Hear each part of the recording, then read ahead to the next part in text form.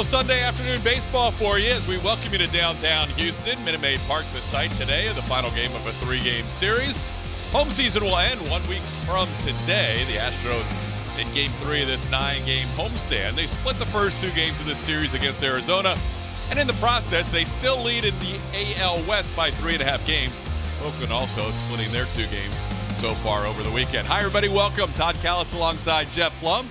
And Blummer, an opportunity for the Astros to win a series today against a team that's also going for the postseason. That's all you got to keep doing if you're the Astros. Just keep winning those series. You know they have intent to do that. It's going to be a good matchup tonight, but Verlander's out there. Good bounce-back win for the Astros last night, scoring 10 runs at the top of their lineup in our Get Out and Play presented by Toyota. Really got the job done. Yeah, and that's what you want to see if you're the Houston Astros. I know a lot of people are still waiting on Carlos Correa, but they are winning ball games, so it will be time before Carlos gets in on the action.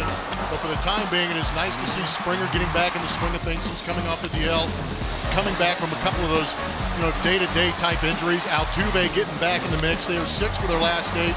Hit by a pitch and 6 runs scored. What I like in the last 8 games for Jose Altuve is that average consistent at 323, but the on-base percentage almost at 450 is a good sign. Altuve mixing a couple of home runs in there. In September, George Springer hitting 385. Couple of guys who have won Cy Youngs in the past, Justin Verlander and Zach Greinke, some big names today. Big names, couple of Cy Youngs, very good pitchers. Greinke on the right-hand side does a very good job of mixing his pitches, keeping the Astros off balance. And on the left-hand side, you know what Verlander's coming at you with, a lot of fuel. The series on the line today with those 2 right-handers on the mound. Carlos Correa and the Astros trying to get a W before Seattle comes into town.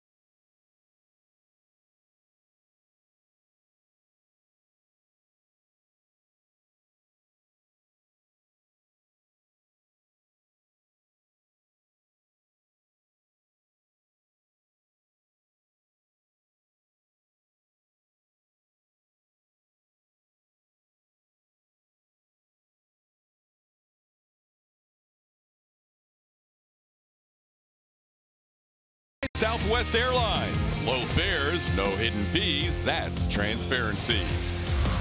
And by Volkswagen. Justin Verlander on the mound today for the Astros. When we come back, we'll be joined by Julia Morales. She'll talk about JV versus the NL West.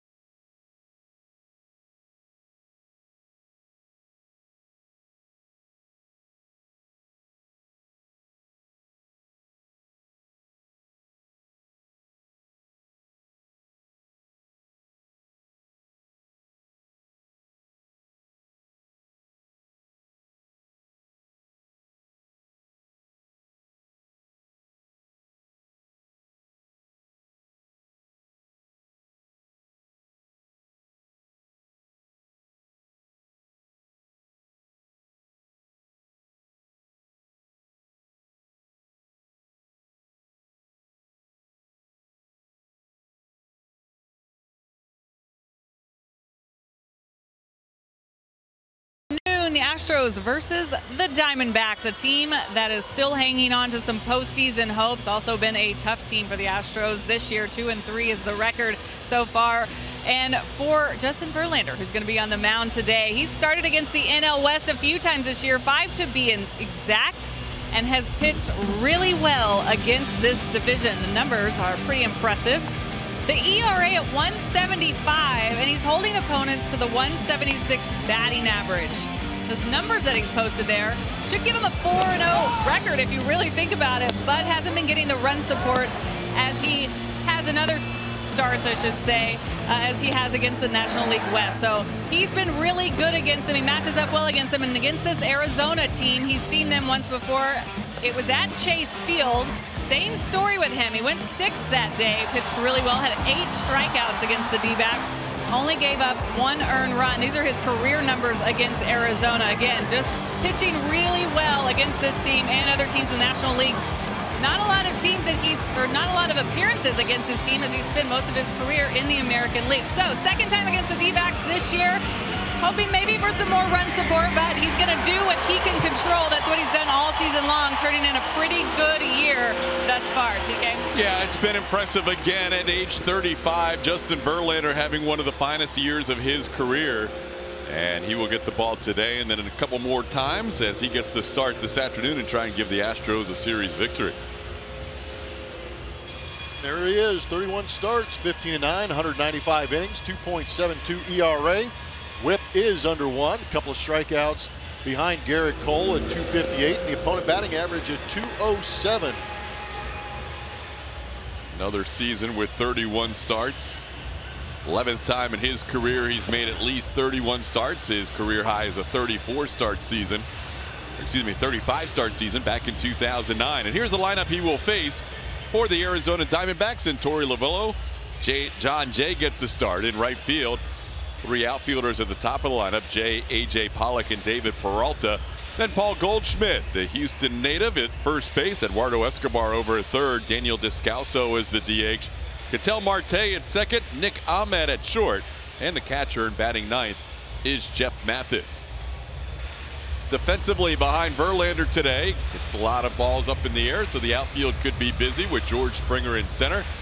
Josh Reddick is in right, and Tony Kemp gets the start today in left field. Alex Bregman and Carlos Correa on the left side. There's Jose Altuve. He and Yuli Gurriel will have the right side of the infield, and Martin Maldonado catches Verlander this afternoon. Astros coming in, leading the Oakland A's by 3.5 games in the American League West. The Arizona Diamondbacks trail in their division by 4 games to the Dodgers, and they're also 3.5 games back to another division foe, the Colorado Rockies, for the second wild card spot. Magic number to clinch a playoff berth, 4 right now for the Astros. That would be a combination of Astros victories and both the Tampa Bay Rays and the Seattle Mariners losing games. To win the division, the number is 11, and today Oakland playing in Tampa Bay and down early 2-0. Ready for baseball on this Sunday. Glad you could join us. Astros looking for a series win to kick off this homestand. And the first pitch to John Jay is a called strike.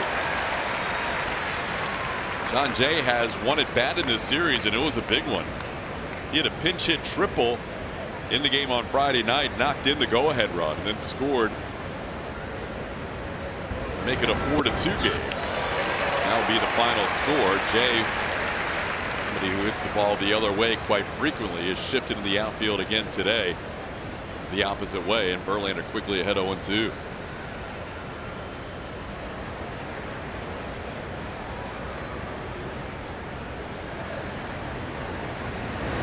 Swing and a miss. Quite a start for Verlander to start this game. 3 pitches and a strikeout of John Jay.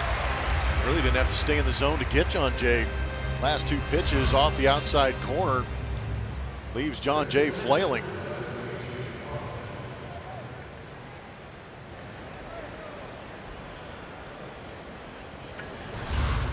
That's the way Verlander was hoping things would start, as he'll face A.J. Pollock.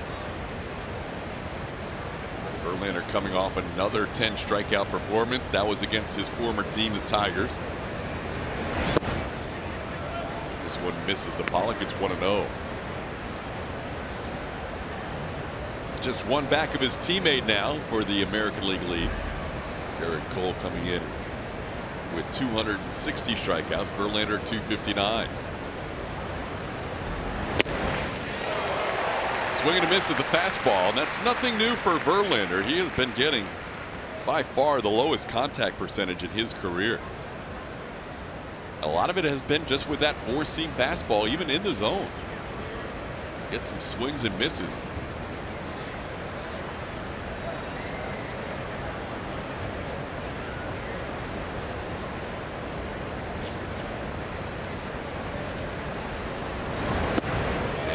Drops in a breaking ball for a strike, and Pollock down on the count 1-2.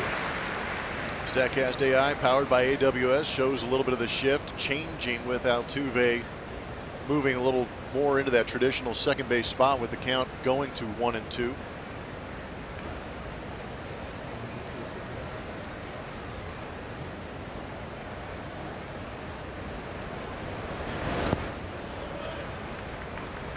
Two and two the count.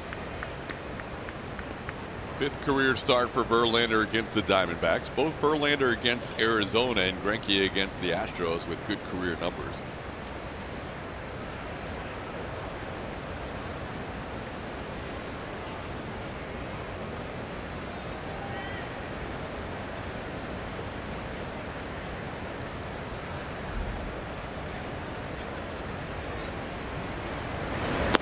And a swing and a miss. The tag made by Maldonado as Pollock goes down.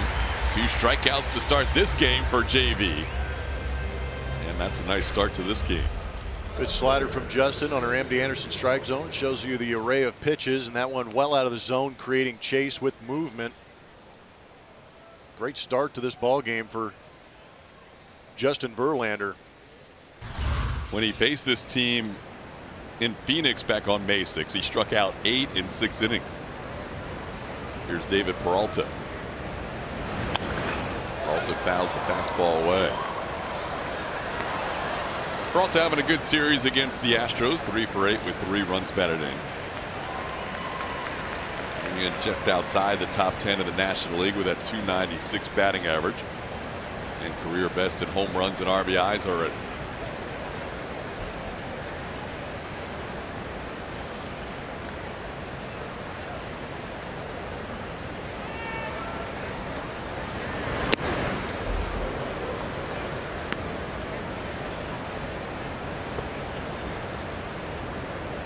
Head to the 4th in Tampa Bay with the Rays leading the A's 2-0.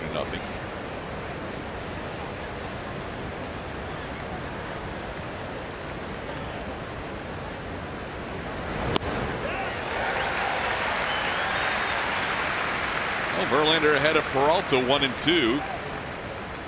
Got John Jay swinging, got AJ Pollock swinging.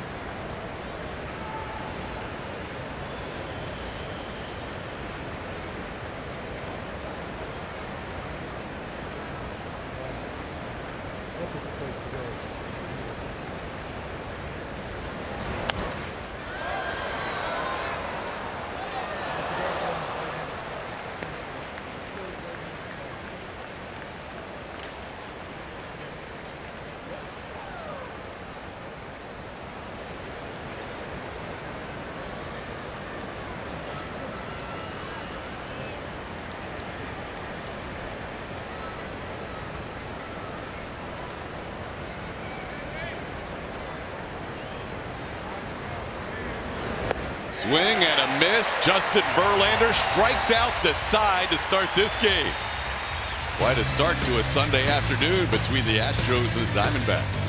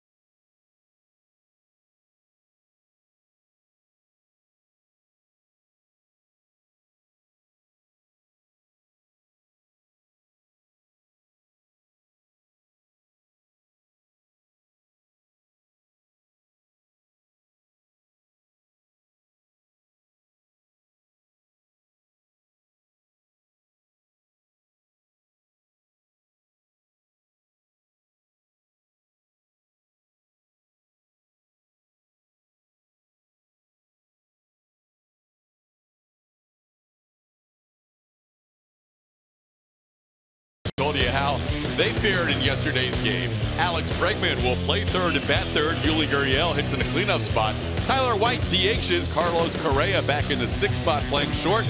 Josh Reddick in right field. Martin Maldonado bats eighth. And Tony Kemp done such a good job in that ninth spot.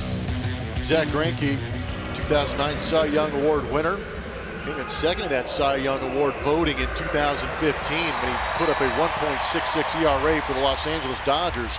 30 starts this season. He has a 3.11 ERA, 185 strikeouts.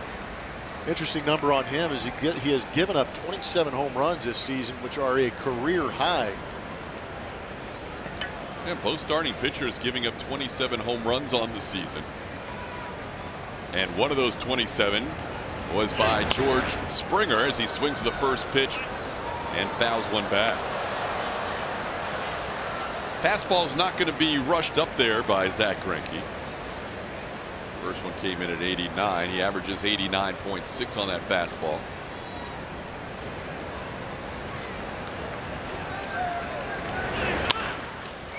On the ground, fair ball, long throw, Escobar. Forget about it. George has 5 hits now in the last 2 games. Couple of infield hits as well. Take them.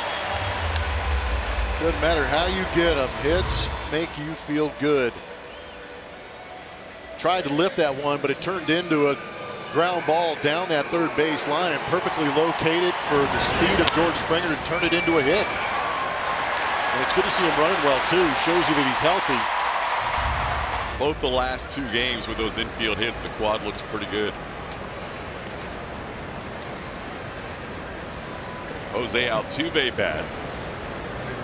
Springer now 5 for 10 in his career against Greinke with that hit. And here's Altuve. And Jose Altuve taking on Zach Greinke today by AARP. Hitting for the cycle in his career against the Diamondbacks right hand. Jose's also drawn a walk in that mix. Greinke's had a little more success recently against Altuve. Jose was 8 for his first 15 against Greinke, and now Zach has limited Jose to 1 for 8 his last 8 at bats against the former Cy Young Award winner. Round the bunt, and bunts it past Bregman, foul. Go back to 2015. Right here in Minute Maid Park, Jose Altuve turning on what looked like a 2-seam fastball, running down and in, pulling the hands in nicely and yanking it into the Crawford box. I'd like to see a repeat performance.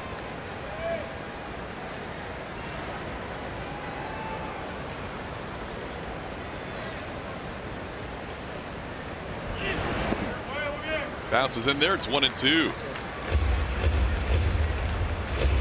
Astros 18-5 since Altuve's return from the DL.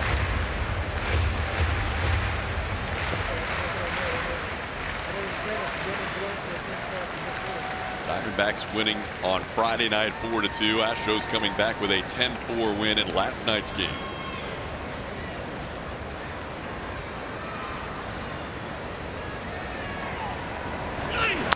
On the ground, that's a base hit to right field. Springer will go first to third. John Jay's throw will not be in time. Head first slide by George. And the Astros out early with a couple of hits from the guys that set the table last night. Talked about how hot they were in the open. They're just continuing to do what they've been doing. Altuve with a couple of home runs in his last 8 games does what Altuve does. Puts his rear end towards the opposing team's dugout and just pushes that base hit the other way. Good job by George using those wheels again.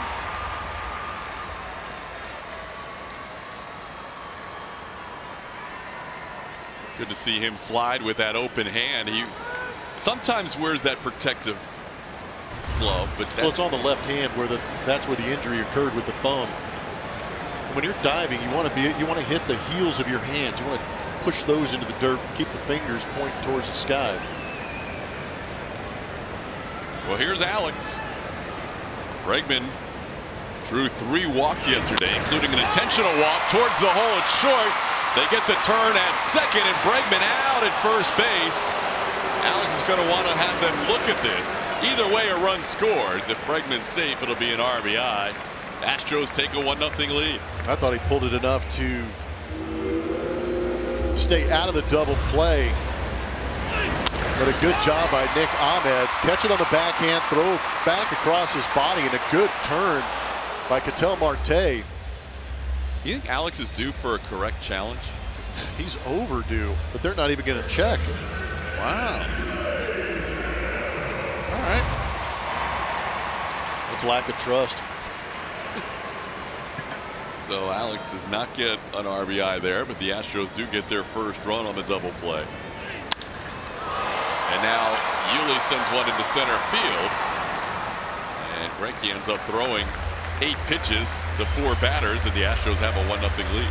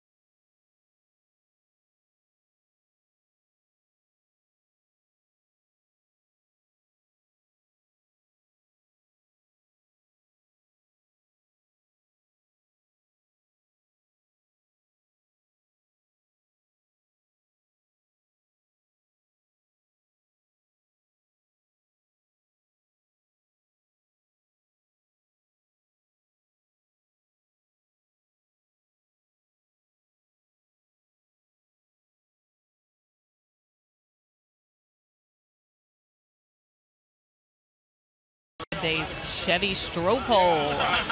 Which Astros starter, past or present, would you take in a 1-game playoff right here at home at Minute Maid Park? You can find it on Twitter at ATT Sportsnet SW. Roger Clemens, Roy Oswald, Justin Verlander, or Dallas Keuchel. Got their numbers too.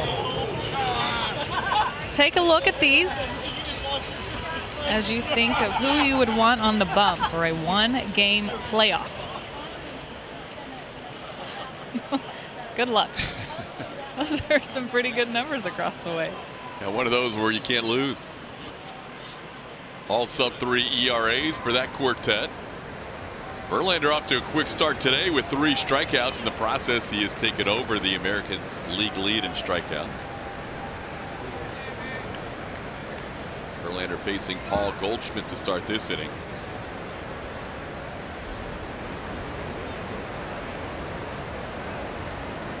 And the inning will start.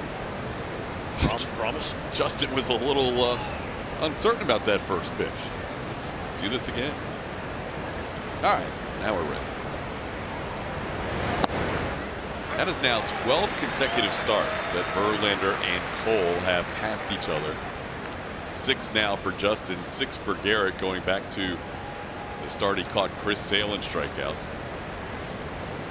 That they have gone back and forth, so it could be last man standing. Verlander down 2 coming into today. We'll have 3 more starts. And Garrett Cole should have 3 more starts as well. Tampa Bay adding a run against the former Astro Mike Fiers. It's now 3-0.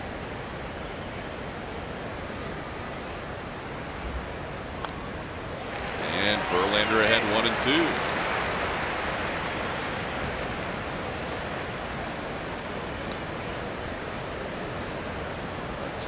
Payne behind the plate. For good reason. He's a strong man behind home plate. There's There's only so much you can deal with as a man. Got to walk it off. Yep.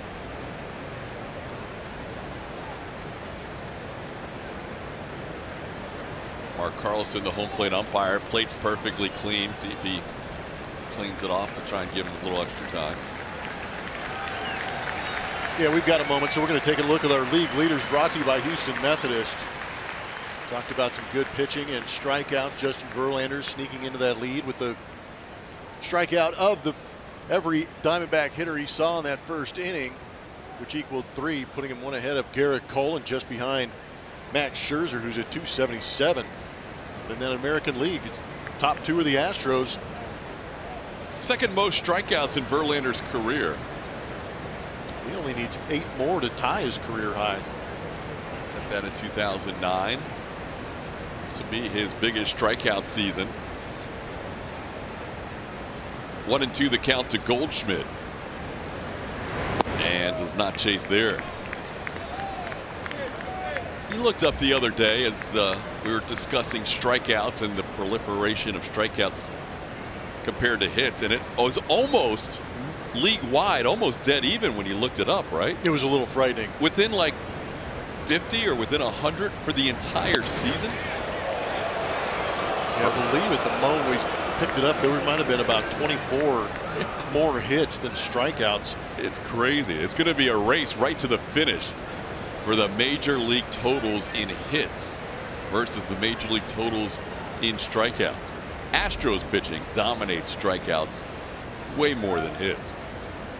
A little cluster there against Goldschmidt, and he catches the corner with pitch number 6. Goldschmidt kept taking close pitches, and the last one he's called out on strikes.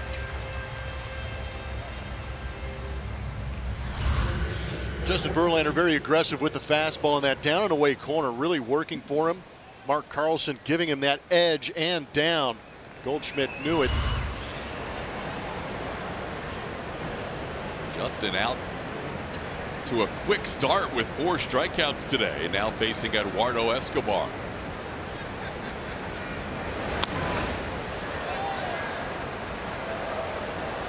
Verlander has faced the Diamondbacks, as we mentioned, 4 times in his career. As a visitor the last 3 times in Phoenix. Last time he was a home pitcher against the Diamondbacks was all the way back in 2011, the Cy Young season, and MVP.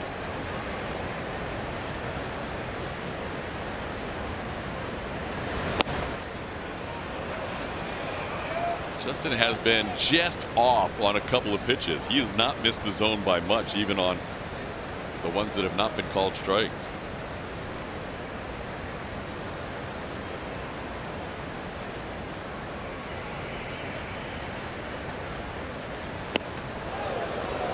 Up and into Escobar. It's 2-1.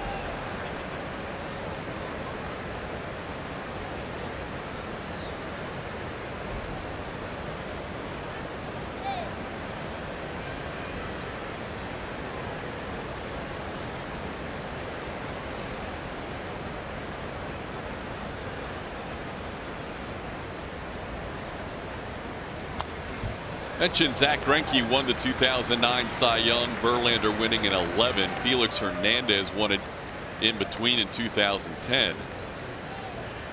Verlander came up with his career high strikeout total the year Zach Greinke won the Cy Young Award in 09. And the Cy Young that year finished Greinke, Hernandez, Verlander. And then that would be how the Cy Young would play out the next 2 years. Felix Hernandez winning it in 2010.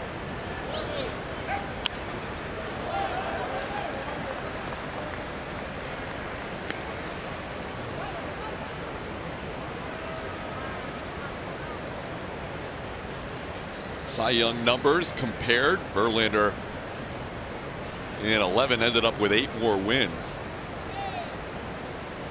A little bit different offenses. Detroit had a pretty potent offense, being able to put up probably a couple more runs to protect Verlander in that win total. The year Greinke won the Cy Young with those 16 wins, Verlander won 19, but his ERA was almost 3.5, 3.45 to Greinke's 2.16. And Justin led the league in strikeouts.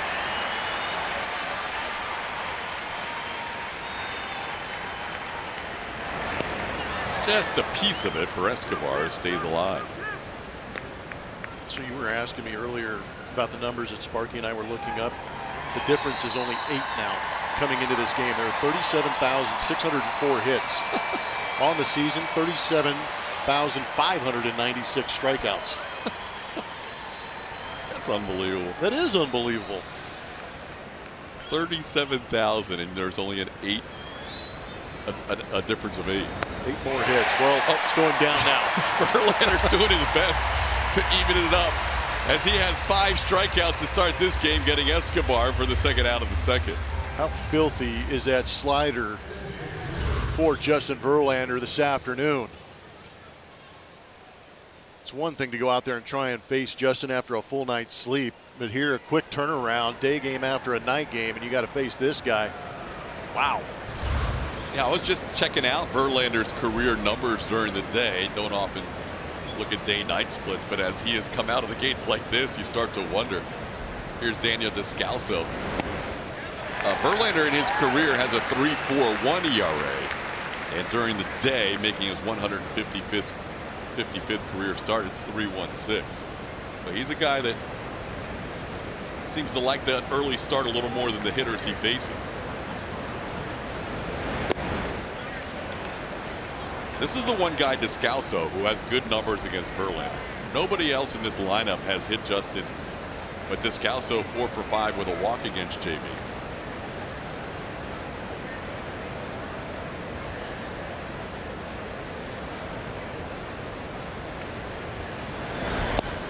And he misses outside, 2-1.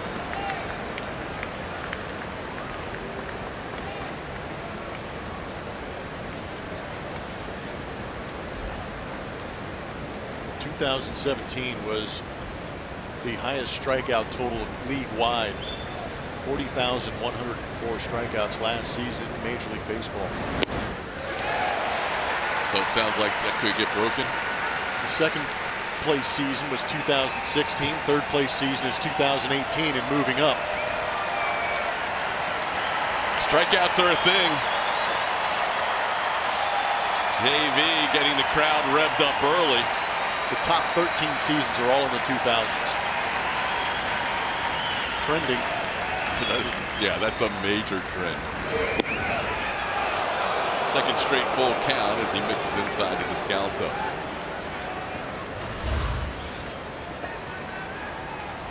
There is some late movement on that slider.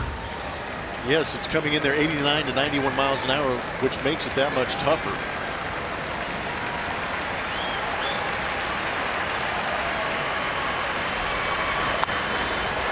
First ball put in play is a pop-up. Alex Bregman drifts towards the line and puts it away.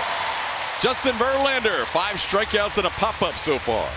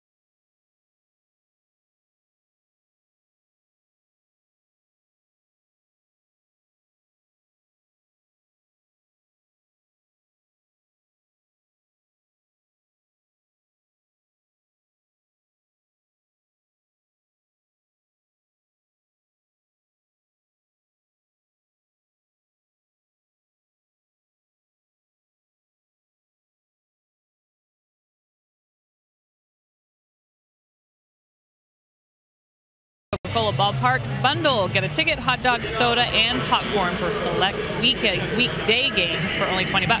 Visit astros.com/ballpark bundle for tickets and info. Friday night was a tough night for this Astros offense, but they responded beautifully last night, scoring 10 runs to tie up the series. And A.J. Hinch said of this offense last night, they had ridiculously good at-bats, and they were able to bunch together some hits. They were able to put some pressure on the Diamondbacks. They knew that was what they needed to do in order to win this series, but you saw the running game going really well for them, the first to third. They were doing everything right offensively, and they felt really good about that as well. That lineup has switched around just a little bit right there at the top too, and that seems to be working. Guys like George Springer saying last night, it just seems like when things get going like that for us, we are the best team in baseball, so we have to just continue to build on what we did last night. TK? Yeah, it was good to see because they had contributions throughout the lineup, and after not taking advantage early of some walks issued by Zach Godley, they came around as the game went along. Yeah, it was a little frustrating, I'm sure, for them early on, knowing that Godley was walking 6 guys and giving them all kinds of opportunities. 2 chances with the bases loaded, and they came away with basically nothing. Left the bases loaded in the first and the third, but then a little shaky fielding plays in right field by Steven Souza Jr. helped them score 3 in the fourth, and they added on with 3 more in the sixth, and then Jose Altuve capped off the scoring with a 2-run double his last time up. Tyler White leads off this inning. And it would be tough to expect an Astros team to put up the offensive numbers that they did all of last season. Just natural that the league is going to adjust to the Houston Astros, try and find ways to get them out. And it's just tough to keep up the pace that they created last year. But if they can do that for a month, they'll get fit for another ring. Greinke makes a nice play on that comebacker and underhands it to retire Tyler White. Yeah, I think and Jeff Bagwell, who was in the booth as our guest analyst last night, referred to this a couple times. I think these last 2 weeks are very important, especially for a guy like Carlos Correa, who's coming to the plate now to get right. No, you're right. It's kind of like the last 2 weeks of spring training where you realize that you're about to start your season. Now you got to start taking those ABs a little more serious. But this is a real opportunity to know that you do have 2 weeks before the postseason, hopefully for the Houston Astros, and a real opportunity for Carlos to try and get things right, because when they do go right, he can single-handedly carry this offense if need be. Right now, AJ has moved him down a little bit in the lineup to the number 6 spot, hitting there last night and then again this afternoon.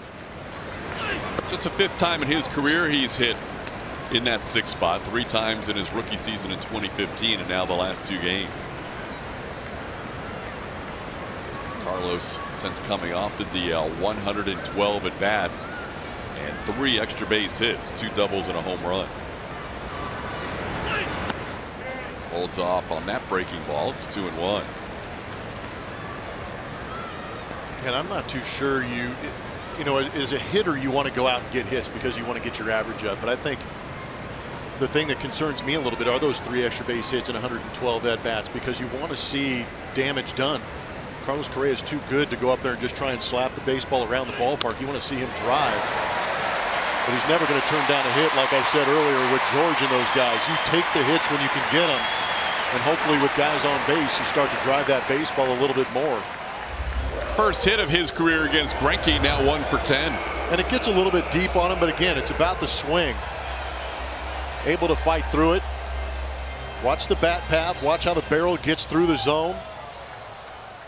A little more bent over at the waist than you probably would like, because Carlos Correa is a legitimate 6'4", 6'5" human out there, and he creates very good leverage, and that's how he gets a lot of his power. Reddick will line one into right field. Back-to-back base hits. Correa aggressively going first to third. Throw cut off, and Reddick will be out at second base. Josh got a little too aggressive. Correa going first to third, but Josh runs into the second out. Yes, he did. Not sure there's a need for that right now. They're basically telling John Jay out there in right field, we're going to run on you every time you get the baseball in your hand. And that ball was offline, not in time. Josh Reddick has the entire play in front of him. You can see him peeking around the infield, seeing where guys are at. And I think he was guessing that that ball was going to be unable to be cut. Maybe an unnecessary chance right there by Josh. Now runner on third base with 2 outs, and Martin Maldonado the batter. Maldonado takes a pitch in the dirt. Martin making his 25th start as a member of the Astros. Has hit .268 his last 21 games. Martin also looking for his first career hit against Zach Greinke, 0 for 6 with 3 strikeouts. And takes a strike there. It's 1-1.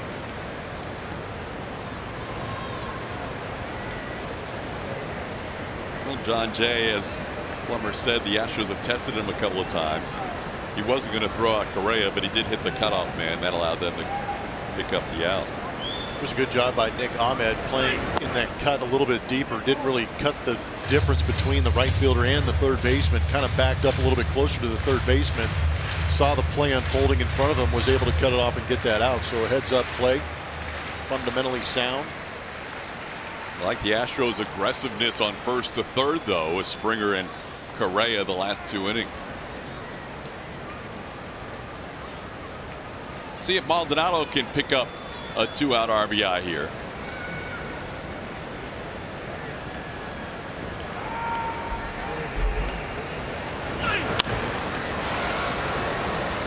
Two and two. Rounds a foul ball past Gary Pettis, who will be a very interested NFL observer later on today.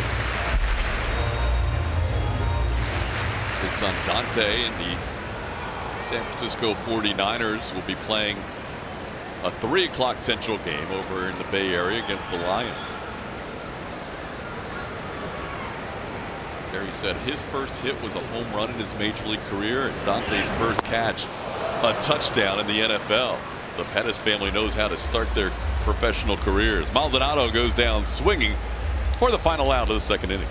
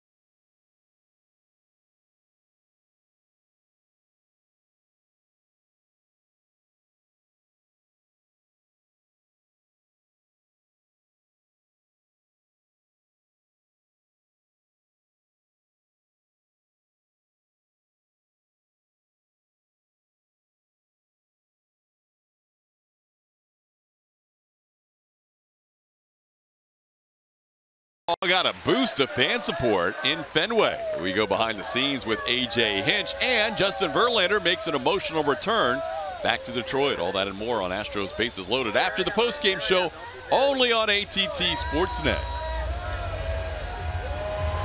Red Sox were home today. Chris Sale got the start for Boston against Jacob deGrom. 2 guys with sub-2 ERAs coming into that game. Today, Justin Verlander has been on top of his game as he has gone through 2 innings, striking out 5 and inducing a pop-up to the 6 batter he faced. Sale went 3 innings of 1-hit shutout baseball today. It's going to be very promising for the Boston Red Sox. Only threw 1 inning that first outing back off the DL. He'll have 2 more starts to go, and he'll need 12 innings in those 2 starts to get to the minimum required 162 to win an ERA title. I'm not sure if he's going to get there or not. 1 inning, 3 innings. You would think his next start would be 5 max.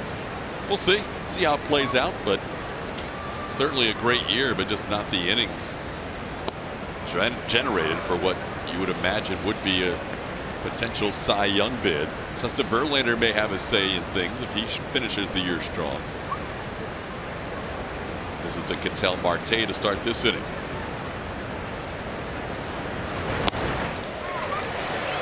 Verlander has had some swings and misses on that fastball. It's 1-1. He's approaching 200 innings on the season. He's at 197 right now. And with 3 more innings, he will get to 11 out of his last 12 seasons of 200 innings or more. 2 more than any other pitcher that is currently active. Zach Greinke on that list as well, a little further down. He is an innings eater, and he is a guy that takes the ball every 5 days. Might be a fading breed too, because you don't see those numbers too often like we just showed you. But he is a workhorse, understands what it means to be a starting pitcher, understands what it means to be out there every 5 days and give his team everything he can. But just a picture of durability. And even with those innings approaching 2,750 regular season innings, not to mention what he's done in the postseason, picks up a called third strike on the breaking ball. 6 strikeouts for JV of the first 7 batters he has faced.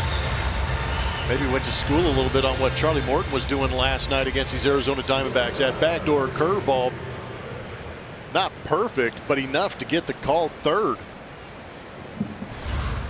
Got a little different loop to that curveball than what Morton has. And Charlie has one of the nastiest hooks in the game. Well, I think you were alluding to the amount of innings that he's able to go and the strikeout numbers he's racking up. And if he passes his career high in strikeouts at the age of 35, wow. The velocity's still there where it was in his Cy Young season. It's incredible. And he's developed that slider to be that much better for him, too. Just another weapon. His last start, he actually threw 6 changeups. That's true. And he was working a little bit on that changeup before he left Fenway Park to make that start against the Tigers. He had Roger Clemens before the game at Fenway talking about how to grip the changeup. So he broke it out 6 times, which for him's a lot in that last start. Hasn't needed it yet today. Facing Nick Ahmed here with a 1-1 count. And he picks up a strike on the inside corner. It's 1-2. Good pitch on the inside corner. Saw a swing from Nick Ahmed earlier in this AB to get that first strike on a slider that didn't look too comfortable. So he came back inside with the noise and got the called strike. Fans starting to get a little energized here by this start by Verlander. And there's a line drive into right field. Josh comes in aggressively. And even though it gets away, kept it close enough to hold Ahmed to a single. First hit allowed, first base runner for the Diamondbacks. That was 1 week ago today. Rocket showing him about choking that ball back in that grip for the changeup. One of the best split fingers in all of baseball. Roger Clemens doesn't get talked about much because he threw so hard.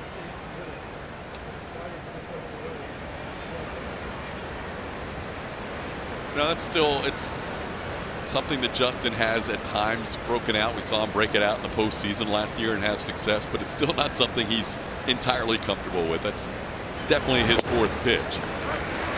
He starts off Jeff Mathis with a called strike. Yeah, but you really feel it would benefit him to just have it pop up on a scouting report just so the hitter can go, oh, he does throw that changeup, or he will break it out if he needs to. Just one more thing for the hitter to worry about when you're facing 95 plus, a hammer and a slider.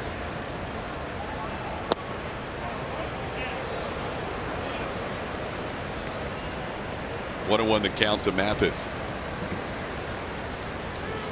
Verlander with 6 of 9 first pitch strikes so far today. That is very similar to what he has done on the year, which is his best of his career. 67.6% first pitch strikes. He's been working ahead all season long.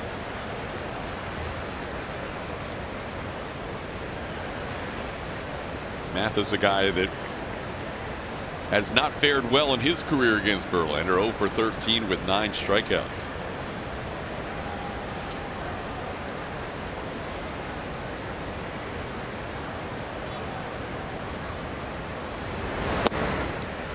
So judging on those numbers, would you say that Jeff Mathis is the personal catcher of Zach Greinke?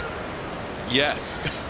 Because I was looking at Justin's former teammate Alex Avila. That's what I was wondering too. Who knows him pretty well. And Avila actually is 3 for 9 with a couple of bombs. But yes, you're pairing up your pitcher and catcher. The joy of catching an ace is that you get to face other aces on occasion. 2-2 now. That swing might say a lot. That he just doesn't see the ball well from him. It's tough. I can't even imagine being right on right and having to face a guy like Justin Verlander on any day, but especially today it seems like.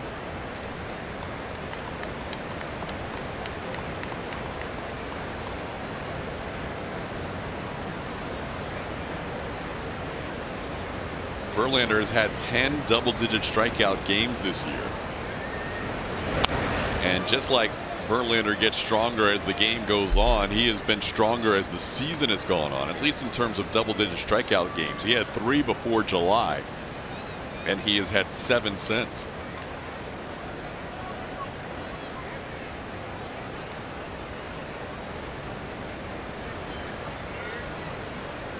That is a trend that Justin has seen in his career, is that month of September be very successful for him. Seems like he's putting pitches where he wants. He's clustering up some strikes. Pretty impressive. That one a little up, but possibly that's where they wanted it. Did the same thing to Goldschmidt that he's done here to Mathis. Put all those pitches in a small circle.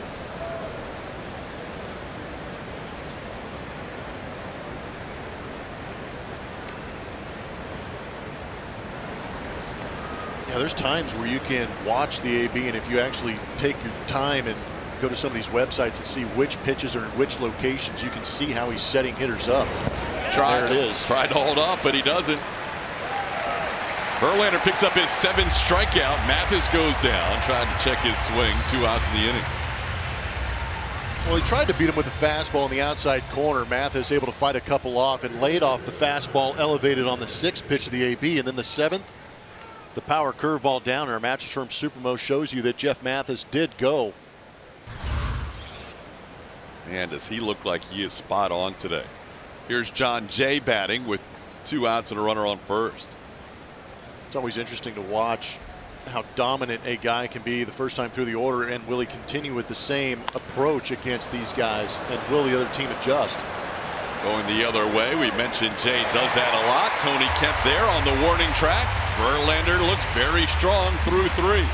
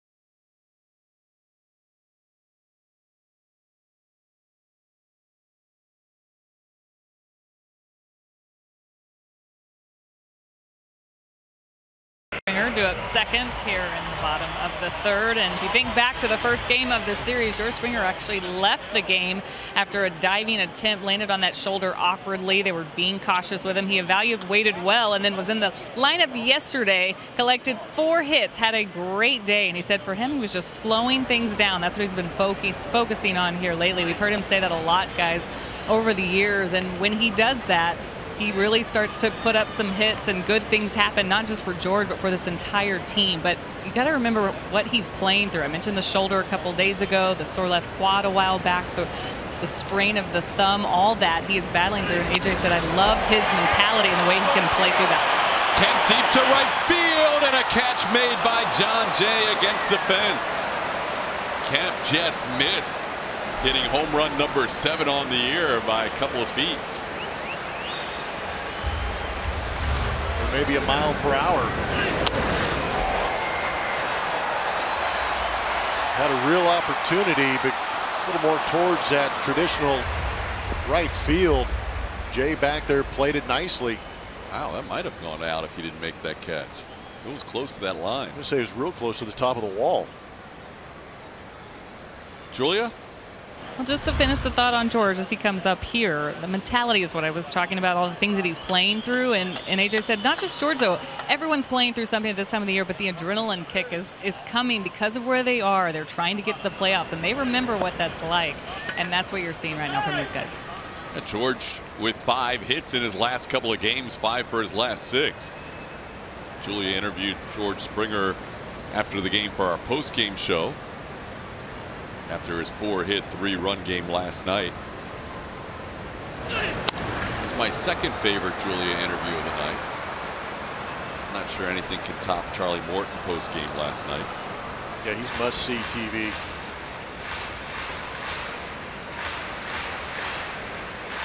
Julia, Charlie was trying to explain how he threw so many strikes last night. That was highly entertaining.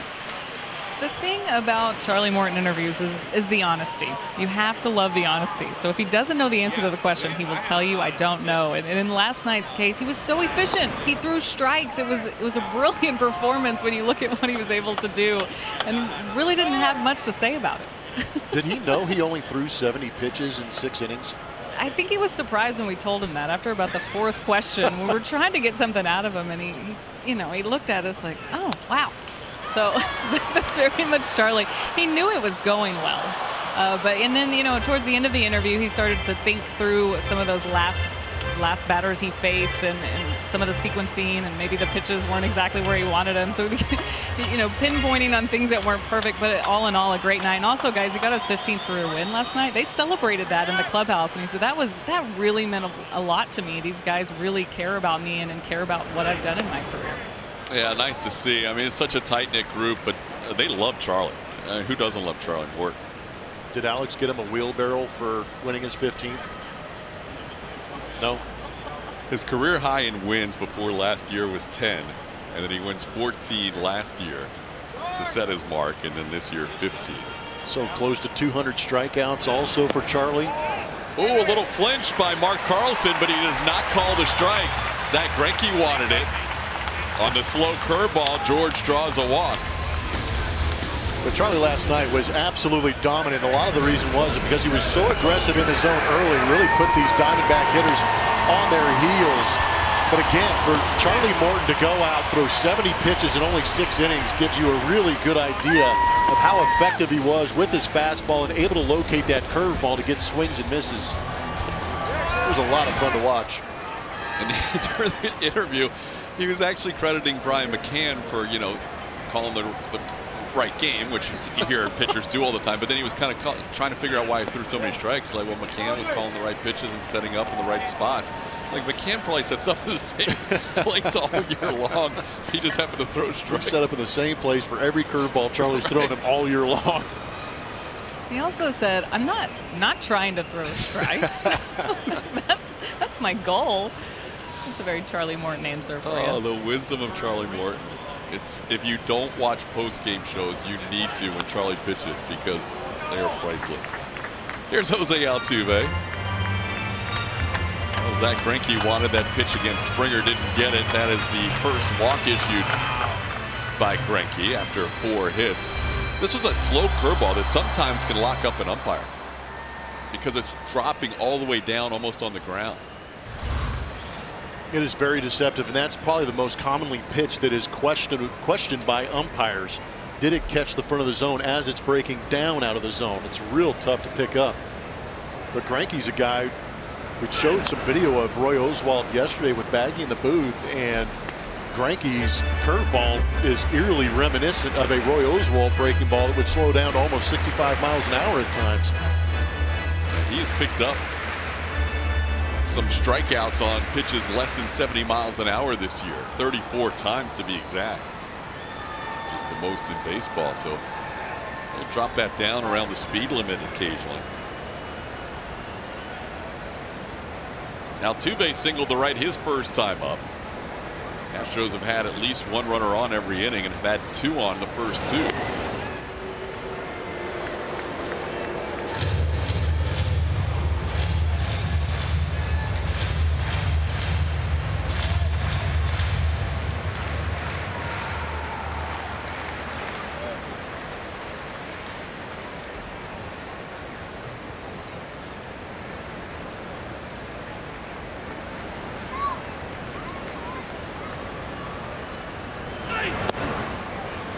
George with that run scored in the first inning give the Astros a 1-0 lead. Now gives him 94 runs on the year. George came into September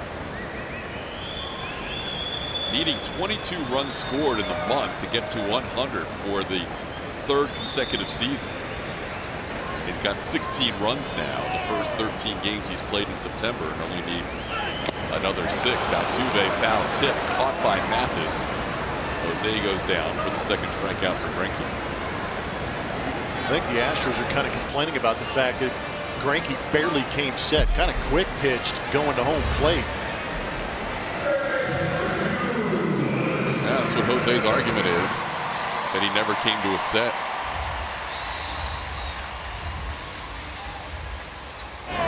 Watch how quickly Greinke comes home. Just barely changing direction. And Altuve has that timing mechanism and didn't have that bat all the way back ready to go by the time that pitch was delivered. Now that's what Greinke does. He's one of those more cerebral guys who's going to go out there and pitch and try and keep hitters off balance, but he's also going to try and mix in some quick approaches to home plate to throw off the timing that you're talking about. Here's Alex Bregman, grounded into a double play his first time up. It was a close play at second. Looked like Alex almost beat that play out. It was not reviewed.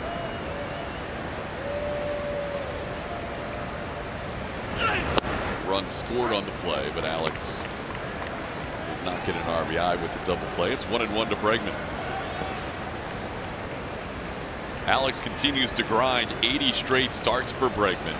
His last off day was June 13th.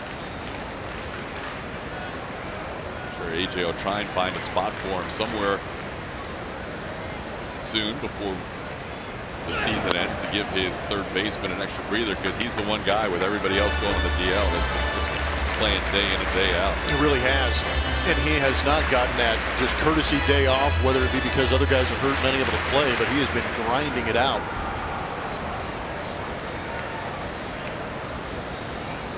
Not that Alex is going to complain about being in the lineup, but to Todd's point, September can be a bit of a rough part of the season. Foul ball called as Escobar makes the long throw. Eduardo's had a lot of plays deep in that third base bag area. And they keep creeping him closer and closer to third base. He's basically playing no doubles with right-handed hitters up there. Ball hits in fair territory and then just curls foul. Barely.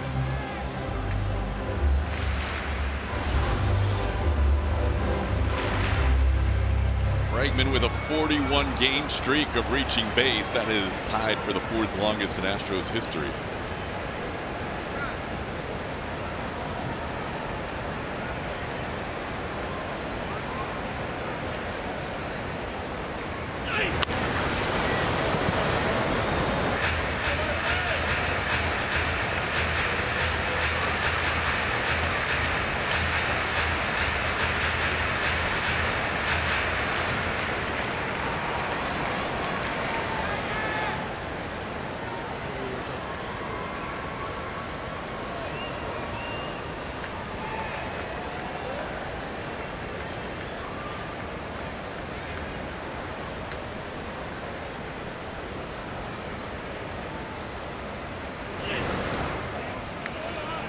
There's that under 70-mile-an-hour curveball we're talking about. Alex doesn't go fishing for it, and the count's full. Zach Greinke, 34-year-old right-hander.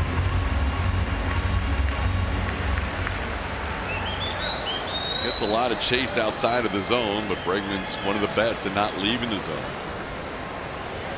Top 3 in lowest chase percentage.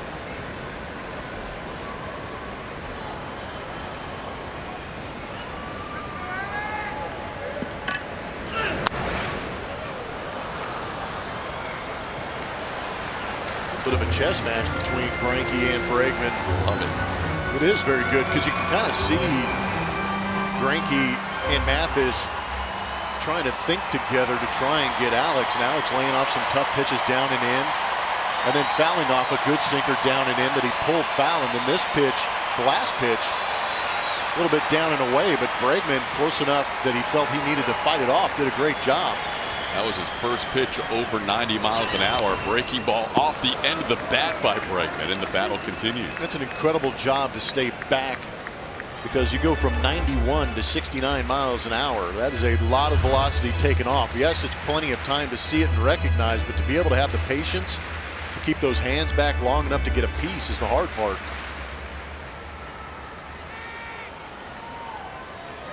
This AB by Bregman, we have seen every fastball 91 or higher, and that's the first time he's been 91 or higher in this game. George on the move, and Alex fouls a 91-mile-an-hour fastball away. George getting a workout in.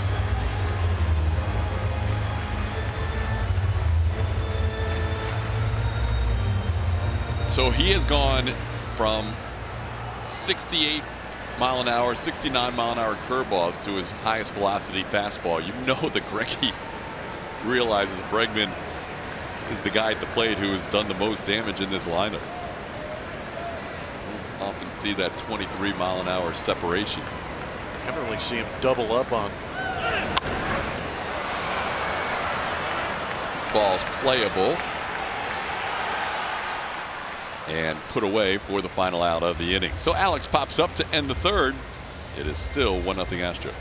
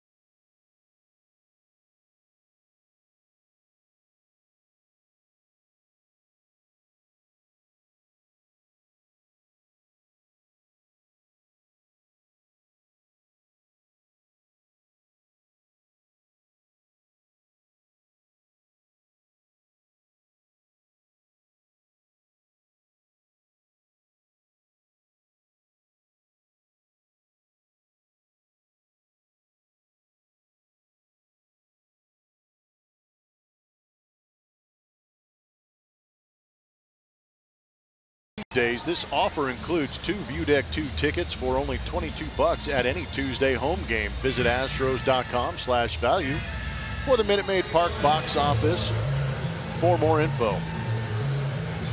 Hispanic Heritage Weekend here at Minute Maid Park. Roberto Osuna and the president of baseball operations and general manager Jeff Luno, Framber Valdez, Cianel Perez and Yuli representing Cuba, a big contingent from Puerto Rico. And then Jose Altuve and the group from Venezuela. It's been a festive weekend. Astros looking to take 2 out of 3 from the Diamondbacks. A.J. Pollock leads off and takes a pitch outside for ball 1. Hispanic Heritage Weekend, hence the reason the Los Astros are playing the Los D-backs.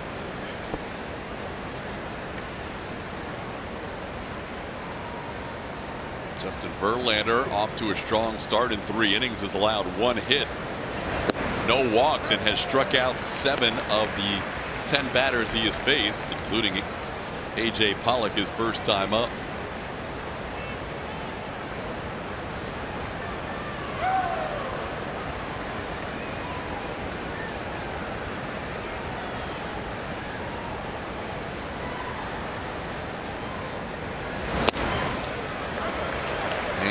Dotting up that fastball today.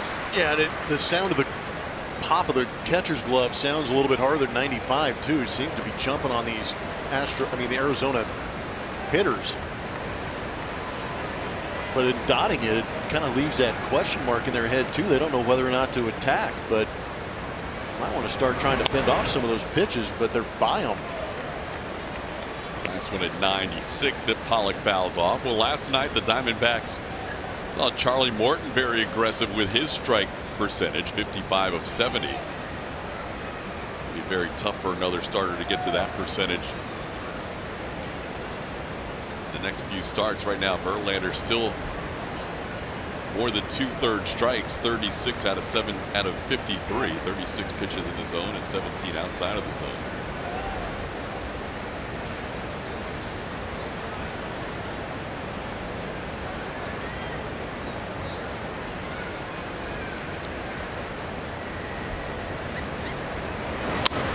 In the air, center field. George will drift in and make the play for out number 1.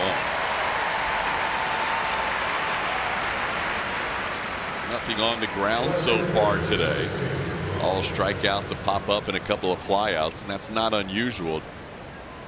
Verlander gets the highest percentage of his outs in the air, not on the ground.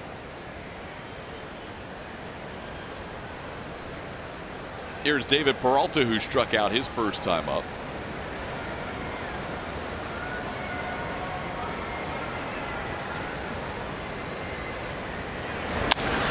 Into center field, and that'll be a base hit. Second hit of the game for the Diamondbacks. Peralta lines a single to center.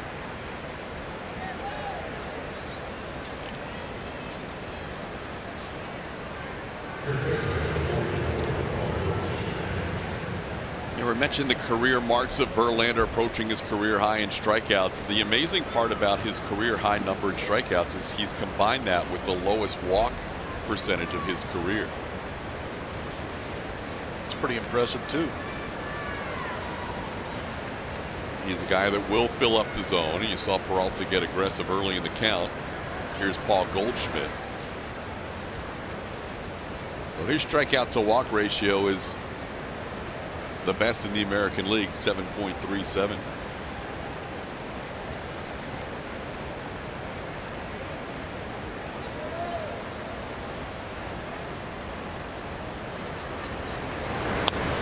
Goldschmidt going after the first pitch and fouling one back.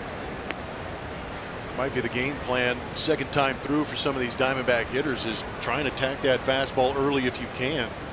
Avoid getting to the secondary pitches that have created 7 strikeouts so far early in this ball game.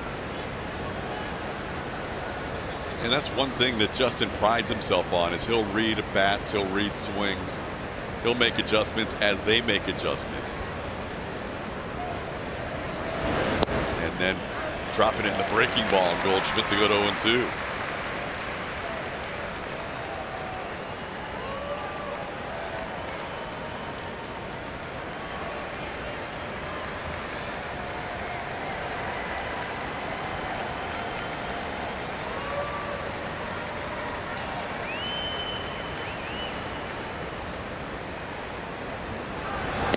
Swing and a miss. 3 pitches. Goldschmidt goes down swinging. That's 8 now for Verlander, and 2 outs in the 4th.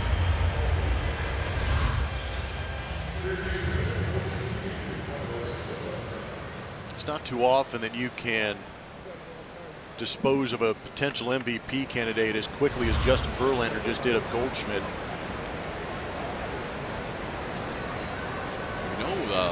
JB and Cole have a nice little friendly competition going for the American League strikeout lead. I wonder if Cole's performance against the Diamondbacks will be inspirational today for Verlander. It'll be very difficult, even at this point, to match what Garrett Cole did that night. It's halfway there. But I agree with you. I was kind of curious. I would be curious to ask Justin if he had watched any of that game film, because Justin pitched in that series back in Phoenix and struck out 8.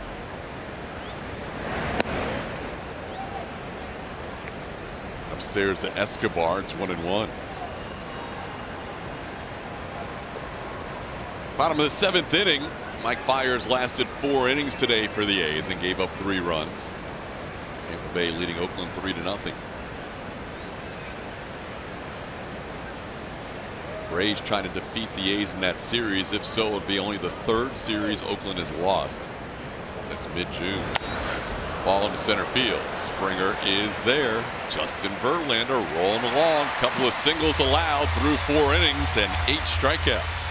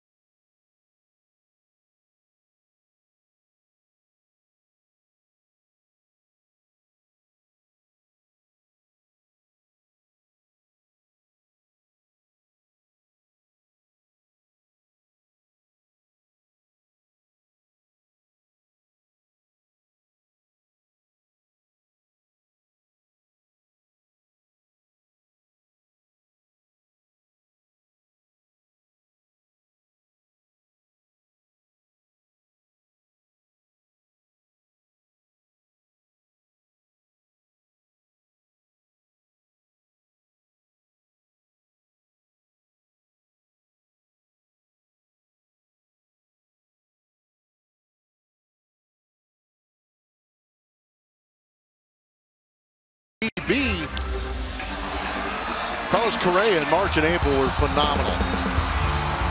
Had a breakout start to the 2018 season. That slash line 330, 398, 534. That's at slugging percentage of 534. Inside the park home run against Baltimore, but 21 RBIs and 20 runs. That is what we have become to expect from Carlos Correa. That is the potential to show up here late in the season and get into the postseason with the Houston Astros. But just a nice little reminder that it is in there, and he is capable of doing that to finish off this season.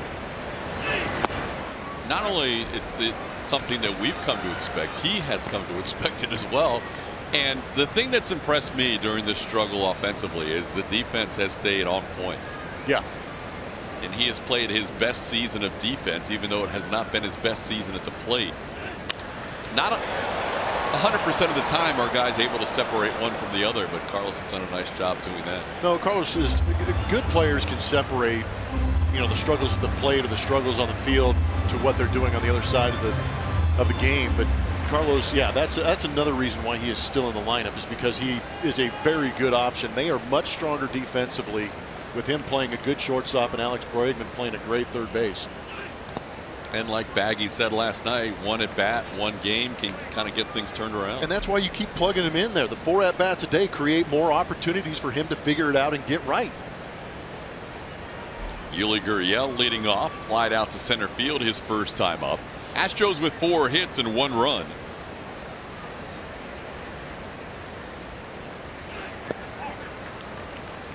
Greinke allowed a couple of hits to start this game, and the Astros had first and third, nobody out, scored 1 run that inning. And they could have had first and third, 1 out in the next inning. Josh Reddick, a little aggressive on the bases, was thrown out, trying to advance to second. Last inning, a walk to Springer. Astros have had runners on every inning. There's that slow curveball. Yuli sends it into shallow center. It's going to hang up for Pollock to make the play for out number 1.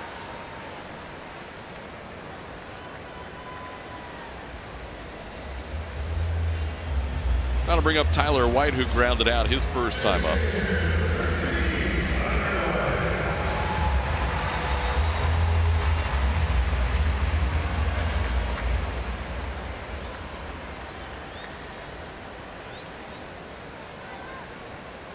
Greinke's 11th career start against the Astros. 8 of the 11 have come here at Minute Maid Park.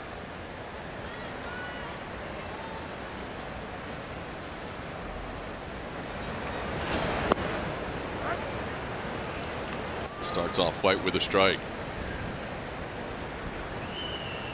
Curveball is averaging less than 70. And he's driving in the slow lane with that thing, huh? Especially here in Houston. Makes 89 look a little hotter as White fouls one back. Yeah, that's the one thing, and talking with Steve Sparks all the time about pitching and trying to get a better understanding, is he's a big fan of pitchers that are able to change the velocity and pull a couple of miles an hour off each pitch to make it a little more effective, because if you stay on the velocity and the eye picks it up more consistently, it makes it a little bit easier for the hitter to recognize that velocity and anticipate. But if you can change a couple miles an hour off it, you know, ramp it up or pull it back a little bit, just increases your opportunity to get off the barrel.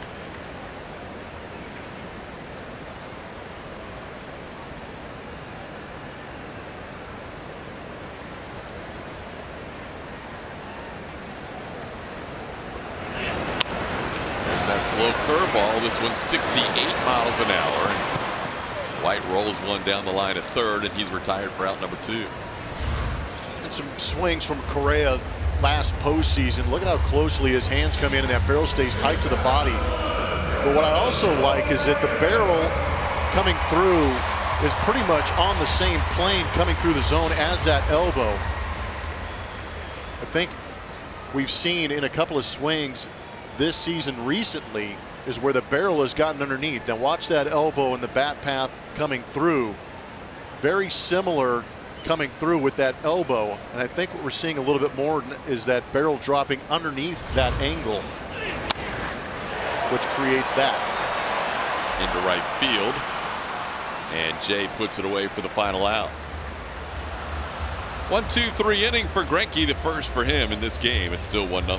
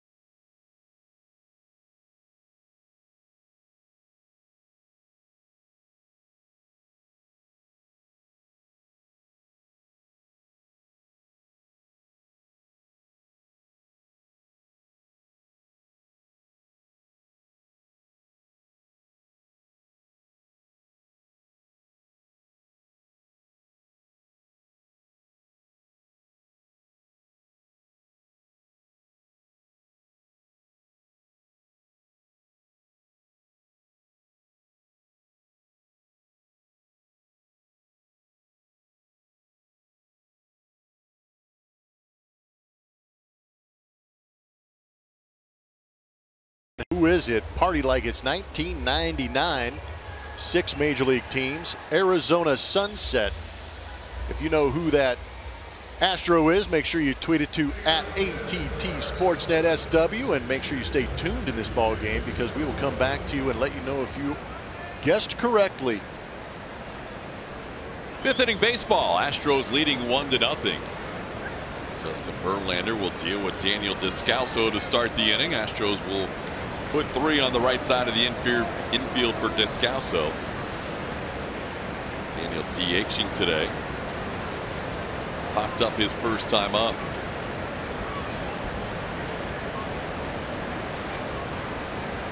Verlander threw 4 innings. Has recorded 8 strikeouts. Rest of the outs in the air.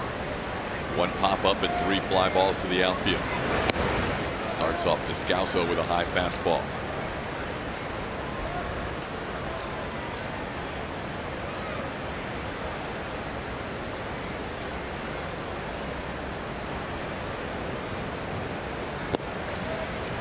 And a strike on the corner. It's 1-1. Verlander averaging 15 pitches per inning through 4. That's an ungodly number. Oh, well played. Well played. Wait 2 days to use that. Zach Godley threw 74 pitches in the first 3 innings yesterday. Now it's 2-1. Well, we mentioned how Verlander has the strikeout to walk ratio that's better than anybody. It's even more impressive since the 1st of July, including today. 80 1/3 innings. And he has struck out 122 and walked 11. Man. That is more than an 11-to-1 strikeout to walk ratio. He wanted that last pitch to Descalso and ended up just missing his 3-1. It's a good pitch, trying to use both sides of the plate. Got an early strike with the fastball away. Both 2 and 4 on the edges. Well, that'll be the first walk issued by Verlander as Descalso draws an opening walk here in the 5th.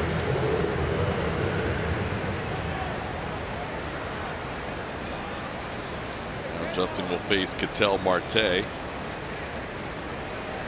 Marte had a couple of extra base hits in last night's game, a home run and a double for the Diamondbacks.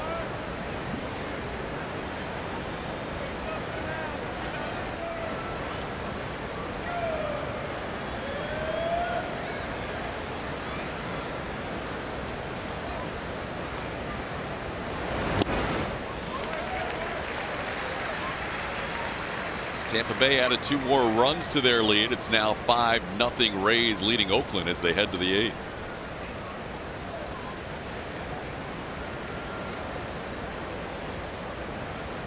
Did you make any phone calls after that first game of the series between the A's and Rays and pump those guys up down there? Believe it. Yep. Former team helping out the current team as Ketel bunts one. Justin on it in a hurry, and his throw is in time. Nice job by Verlander getting Marte on the bunt. On the play, Descalso moves to second. Will be a sacrifice credited to Ketel Marte. Yeah, Tampa Bay's been playing great at home. They have won 14 out of 16 at home before today.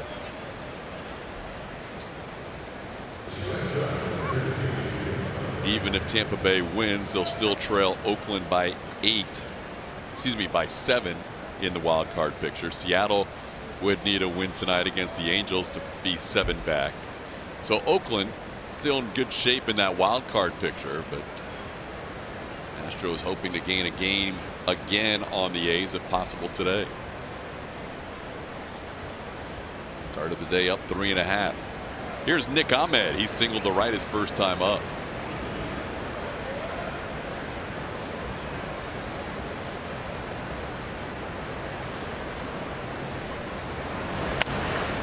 Ahmed slashes a foul into the upper deck and back into the lower deck.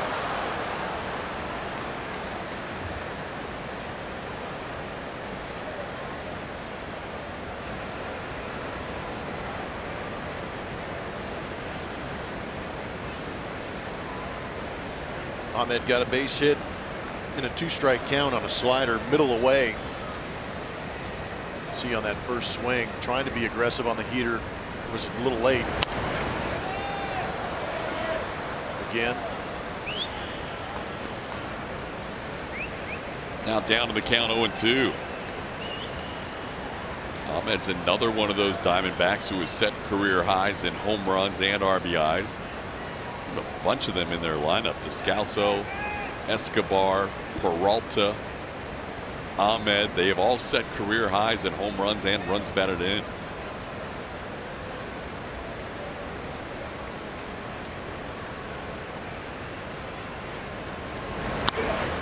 Towards the right side, Altuve will make the play. Verlander covers. Tough play for Justin. Yuli had to go down to the ground to get out of the way of that throw, and it's the old 4-1 for the second out. First of all, great pitch by Justin Verlander. I love the fact that he went back to that fastball and tried to tie up Ahmed. He did, but Ahmed did a good job of fighting it off, going the other way, and with Yuli a little bit out of position, makes a good choice of getting out of the way. But how about the awareness of Justin to go over and cover first base on a ground ball to the second baseman, helping himself out.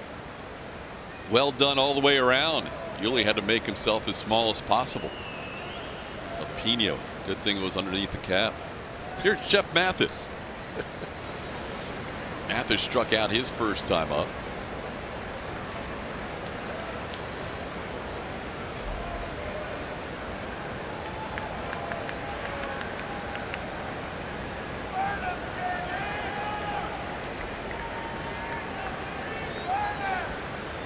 Justin will work out of the windup here with 2 outs and a runner on third base. Pitcher's choice. Some starters just feel more comfortable out of the windup. JB will keep an eye on the runner at third, make sure Descalso's not thinking about anything.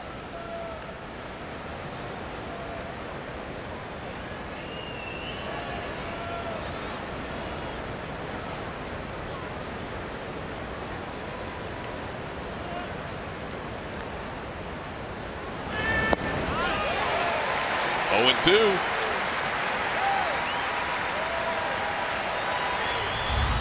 Just not nice.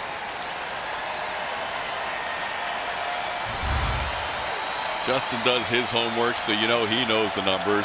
Jeff Mathis knows the numbers. And now Verlander going for the final out of the inning.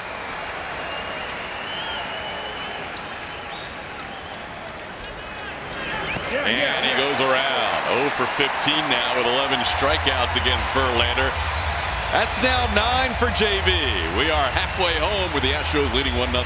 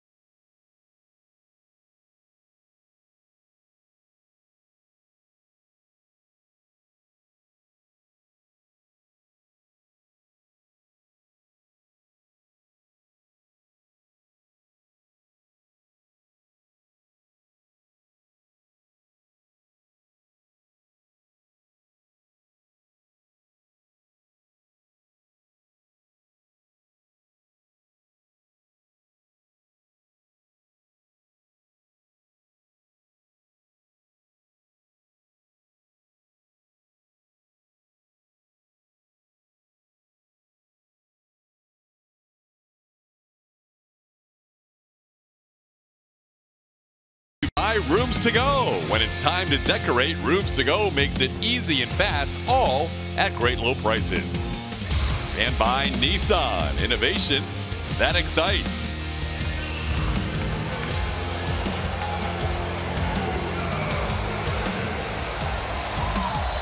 Air bit and a little bit. Entertaining the Sunday afternoon crowd here. Josh Reddick leading off for the Astros, bottom half for the 5th inning. Zach Greinke has not allowed a hit since the 2nd inning, has retired 7 of the last 8 he has faced. Reddick with a single his last time up, got thrown out trying to get into second base.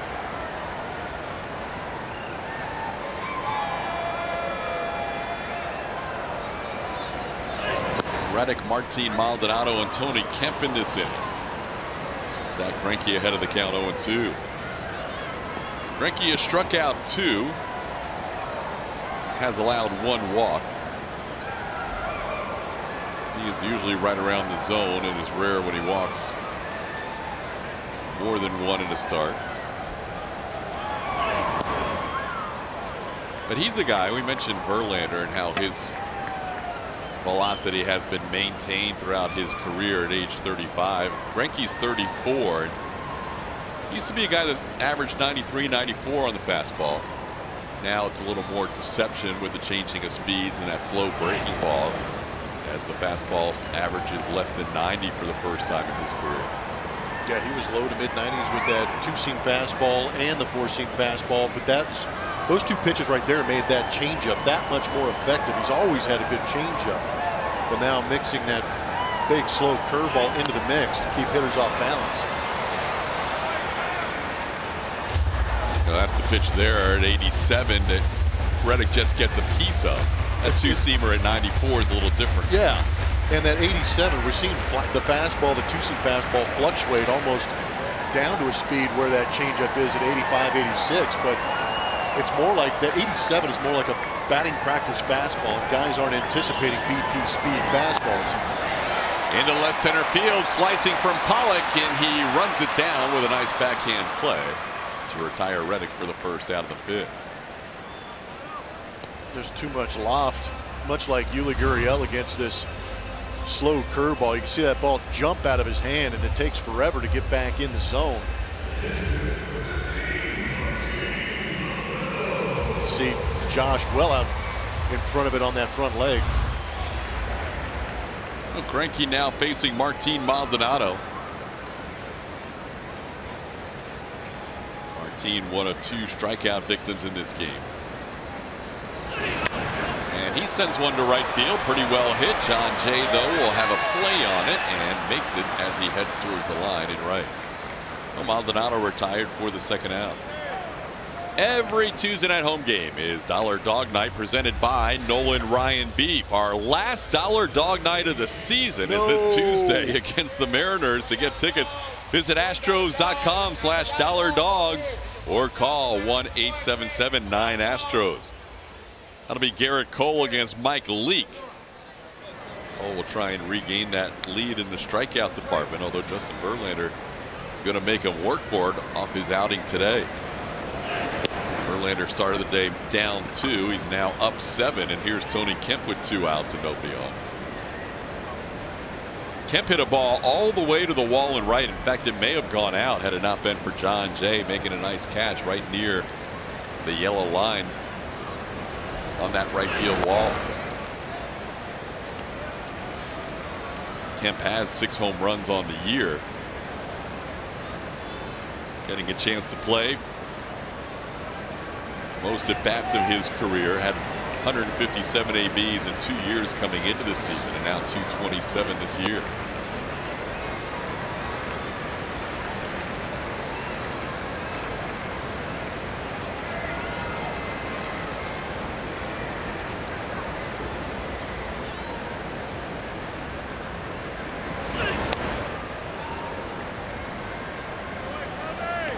At the end of the bat foul, it's 2-2.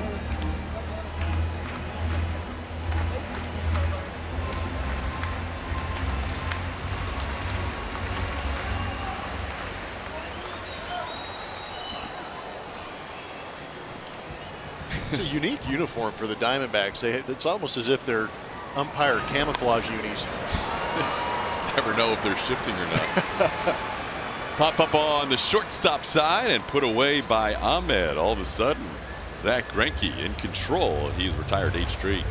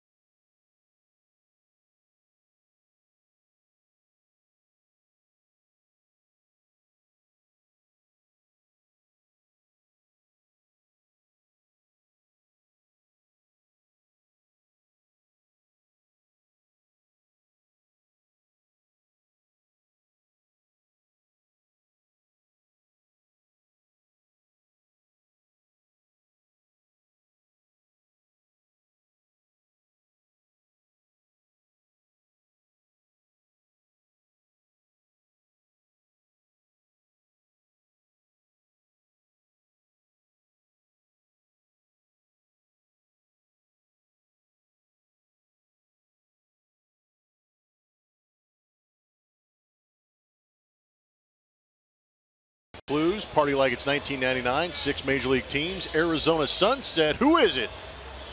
Yeah, you know it. Yeah. Snuck in there on the Astros. Name that Astro, huh? Yeah, Blummer. Partied like it was 1999. Oh, did I? I was going into the millennium as a big leaguer. Yeah. That Y2K had nothing for me. Jeff Blum, today's Name That Astro. On we go to the 6th inning. A lot of people get that right. There was a Gonzo with Luis Gonzalez mixed in there. Yeah, there was an AJ sense. Hinch mixed in there. That makes sense too. Although AJ was last 98. night. Yeah, and he was last night. Yeah. But yeah, there's some tough clues. John Jay leads off, takes a called strike. But more right than wrong. There you go. I know people on Twitter were curious about the John Jay triple as a pinch hitter the other day with the outfield line the other way. First of all, it was one of the more unusual hits ever because the bat hit the ball twice, as it turns out. Yeah. He broke his bat, and the barrel connected with the baseball as the swing was being followed through, and it looked like a boomerang, according to people that were on the first base side. It started way foul and ended up in fair territory. Well, that was the interesting thing, and we had a good replay of Yuli reacting to that because it looked like he got jammed, like you said, and all of a sudden Yuli threw his arms up in the air in disbelief because the baseball was coming back into fair territory, and that's hitting the barrel the second time in that swing is what brought it back. Jay has 55 opposite field hits. That's the most in all of baseball. And that's why AJ plays him way around the other way with Springer and Kent. And Reddick is in right center field.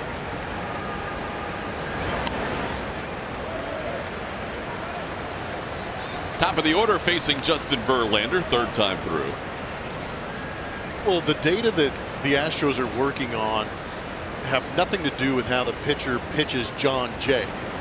They have an approach to John Jay. They pitch to that game plan. That's how they want to get John Jay out. John Jay, in those times facing that game plan against him, that's how you get the shift. So they're not going to pitch into the shift because the reason they have the shift is from history. Well, that's another double-digit strikeout game for Verlander. That is his 11th of the season as he picks up his 10th strikeout. And 8 of those 11 have come since the beginning of July. This is the guy that is getting better as the season goes along with the strikeouts. Struck out 10 Tigers in his last start. Now 10 Diamondbacks. We're 5 1/3 innings into this game. Here's A.J. Pollock.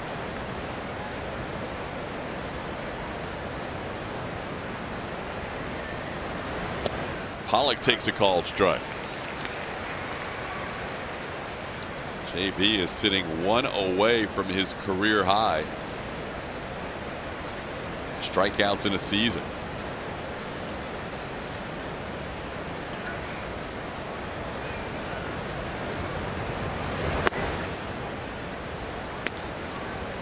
Mentioned the best ever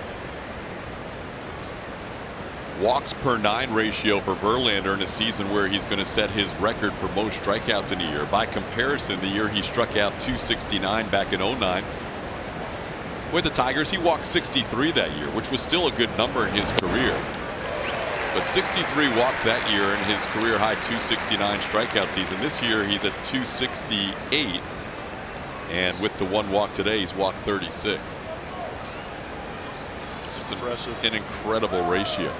And oh, by the way, he's over 200 as far as innings are concerned pitched this season. 11th time in 12 years that he has done that. No other active pitcher within a year of that. James Shields second on that list with 9 as Verlander gets his 11th season of 200 innings. Last year he was at 206 plus the postseason.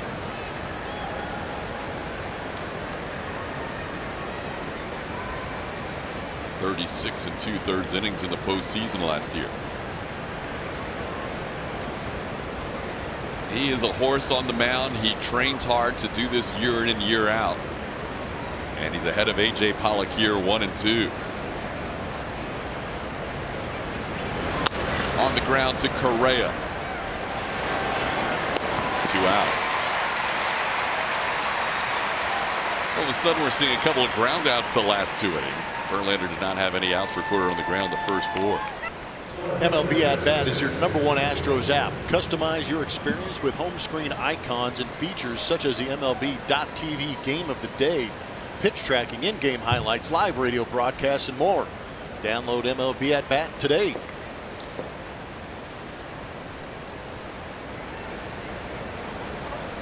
David Peralta will bat 1 for 2 today.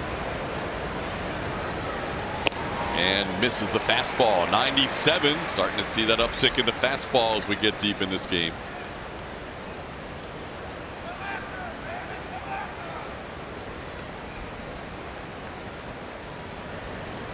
It's a big hitter for him. If he's able to get through Peralta, get out of this inning under 90 pitches, you wonder if he goes back out there. I don't see why not. I'm with you.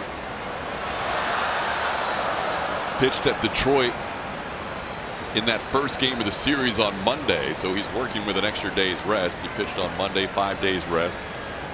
He's gone 104 and 102 pitches his last 2 starts. Sitting at 86 right now. The fans might give him a little boost here with 2 strikes and 2 outs.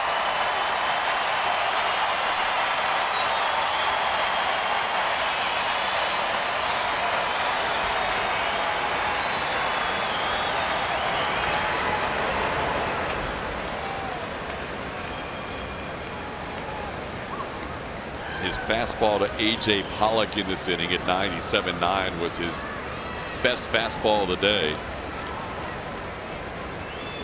3 of his top 4 fastballs have been in this inning.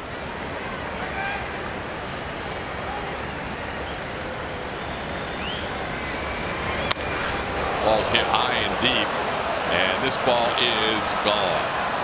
Tie game at 1 as David Peralta hits a solo home run, his 28th home run of the year.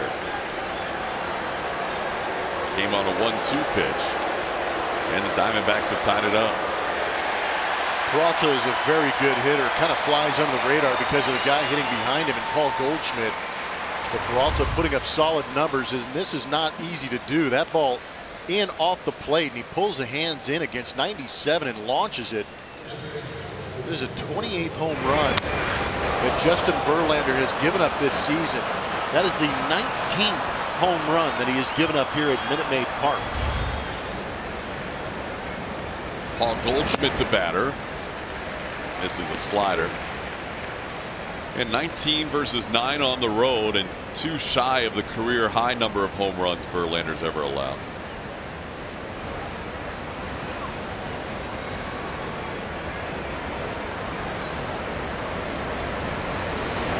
You know, one of those days again, and we've seen this time and time again with Verlander pitching at home, where he's given up 1 run but just doesn't have any run support. Yeah, the number that we talked about with the 19 home runs now given up, it's just the slugging number that has really gotten Justin Verlander here at home. Strikeouts are better, batting average is better, but giving up the home runs has inflated that ERA here at home. But I'm with you that the home, you know, he's pitched in so many games where I feel the lack of offense has overshadowed how great he's pitched. And the run support here at home, I mean, and this goes to the home road splits across the board for the Houston Astros offense. A run and a half fewer runs per game. It's quite a bit. That is a lot. A big difference after 32 starts. Line drive at Yuli to end the inning. Goldschmidt lines out. Verlander allows a solo home run, and we're tied, headed to the bottom of the 6th.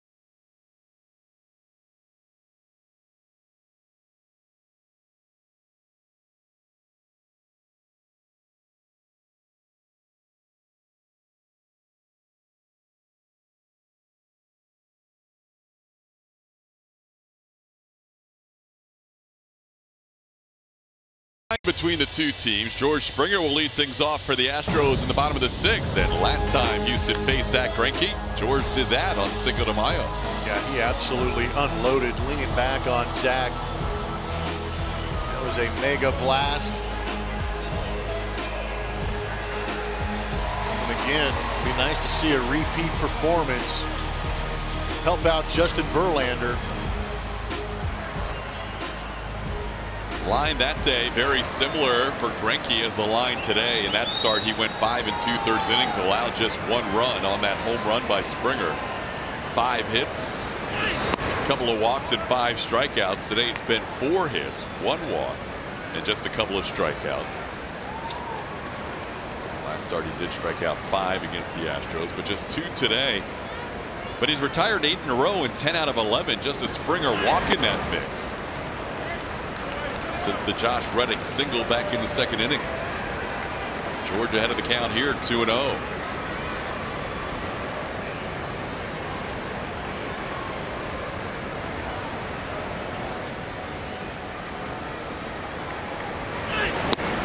There's a strike.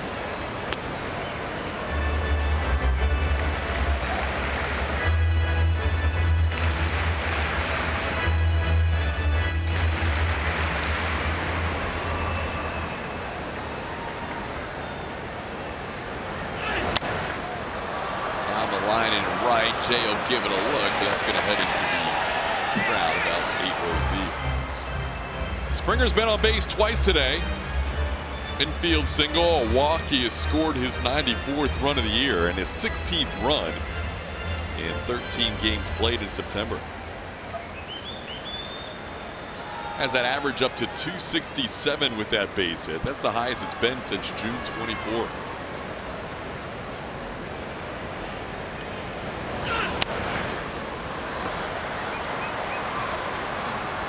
George came back off that thumb injury and struggled a little bit initially. And then he had that quad injury that kept him out of the lineup for another week. But since coming back from that quad injury, that's when we've seen Springer really take off. That thumb occasionally will give him issues, and you can see him grimacing at times, but hit 371 over the last 17 starts since missing the lineup for a week with that quad injury. This one a broken back.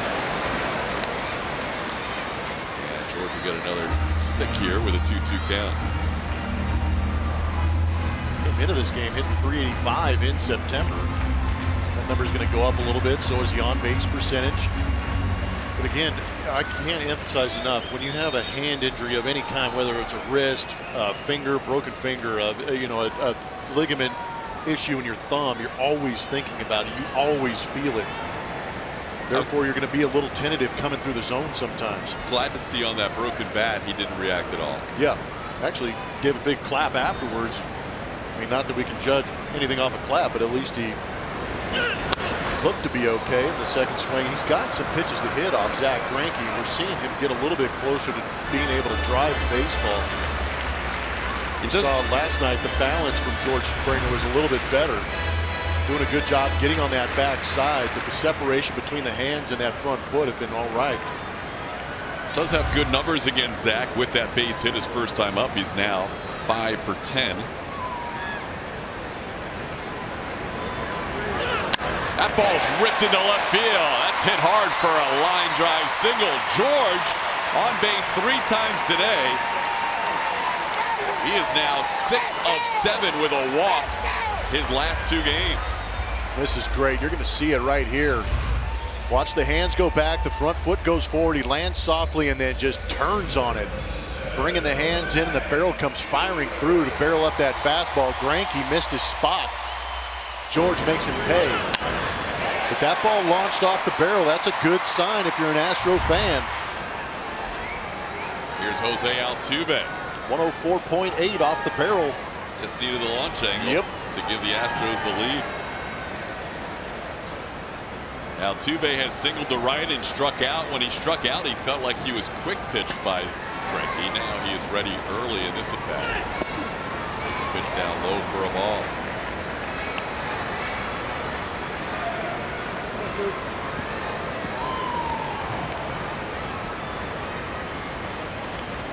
Jose coming in, batting .323 his last 8 games, 1 for 2 tonight. This afternoon, I should say. He was on base his last 4 times in last night's game. Foul at the plate. It's 1-1.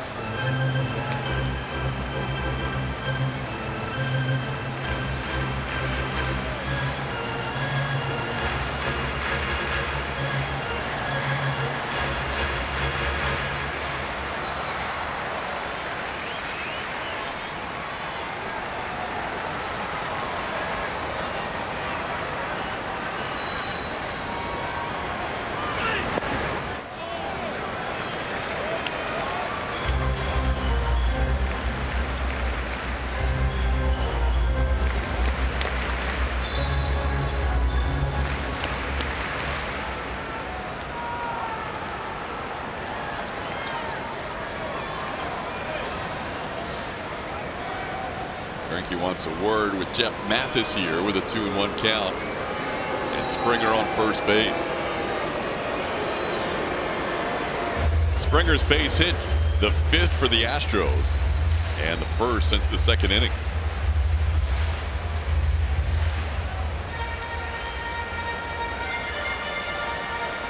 A's have loaded up the bases in the top half of the 9th inning. Nobody out. Down 5-0. They walked the bases loaded. It's not ideal. Jake Faria walking the bases loaded.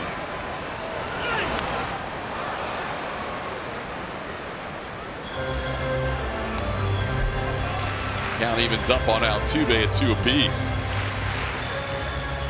Mentioned George's numbers against Greinke. Altuve, a .400 lifetime hitter against Zach Greinke, 10 for 25 with a double, a triple, and a home run.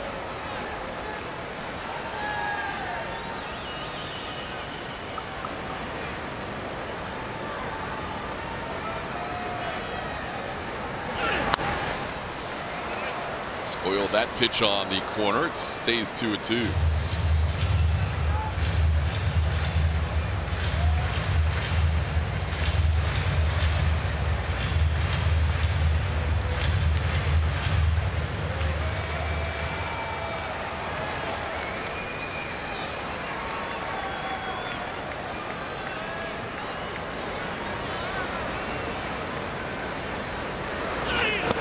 Down low, 3-2.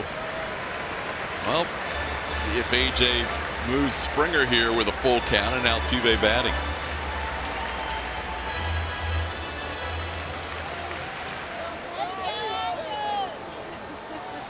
That is beautiful. Nice work. Next year's ring design.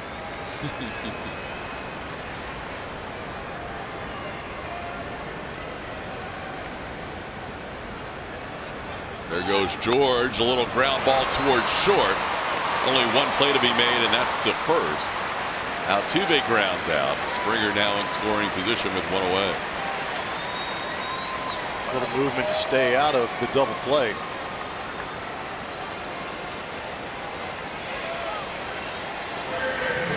Well, that'll bring up Alex Bregman. Bregman 0 for 2 so far today. Has one hit in this series, but has also reached 4 other times via the walk, and he'll be intentionally walked here for the second time in as many games. That keeps Bregman's on base streak going. He's now reaching 42 straight. Diamondbacks rather facing a guy who is hitting .391 with runners in scoring position. Interesting move. Just because Yuli's so good with runners in scoring position and runners on. Whenever you're the guy hitting behind the guy that just got intentionally walked, you're going up there with malicious intent. Yuli's last 5 home games, he has 8 runs batted in. A couple of flyouts to center field today.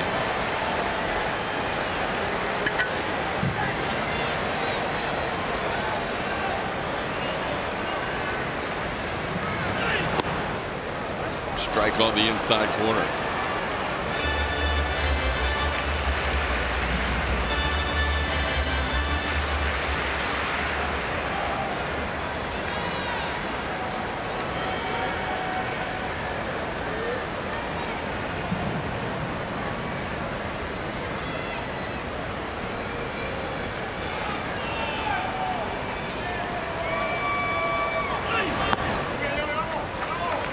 It's 1-1.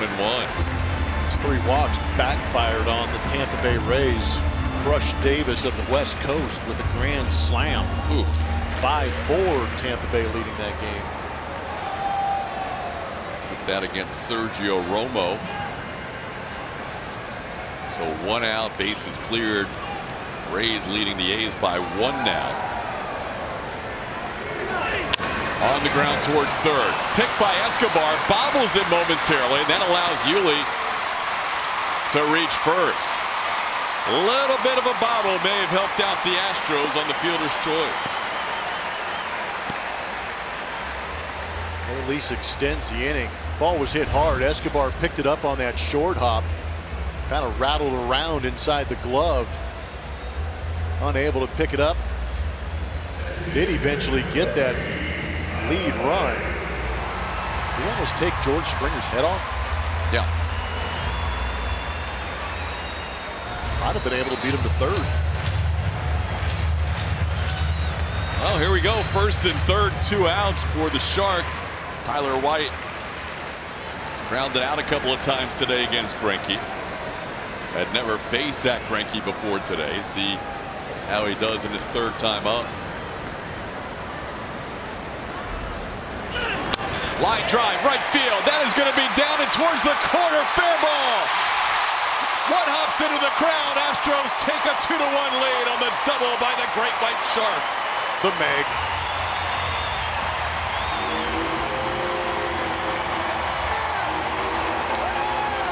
Don't give this offense an extra out. A potential double play ground ball. Not turned, comes back to hurt the Diamondbacks. So true. Some side chum hanging out there over the plate. Tyler does a good job. Brings the hands above the pitch and drives it the other way. The only unfortunate thing is it bounced into the stands and kept Yuli at third base, but a big hit to put the Astros ahead 2-1. Now Carlos Correa come up with an even bigger hit to help separate this game a little. 2 runners in scoring position with 2 outs. Correa 1 for 2. Takes one inside for ball 1. Ball game is over. Woo. Sergio Romo holds on for the final couple of outs after giving up the grand slam. The Rays defeat the A's 5-4. So right now the Astros lead is 4 games in the American League West. A win today would make it 4.5 and move that magic number down to single digits. 70-mile-an-hour strike. It's 1-1.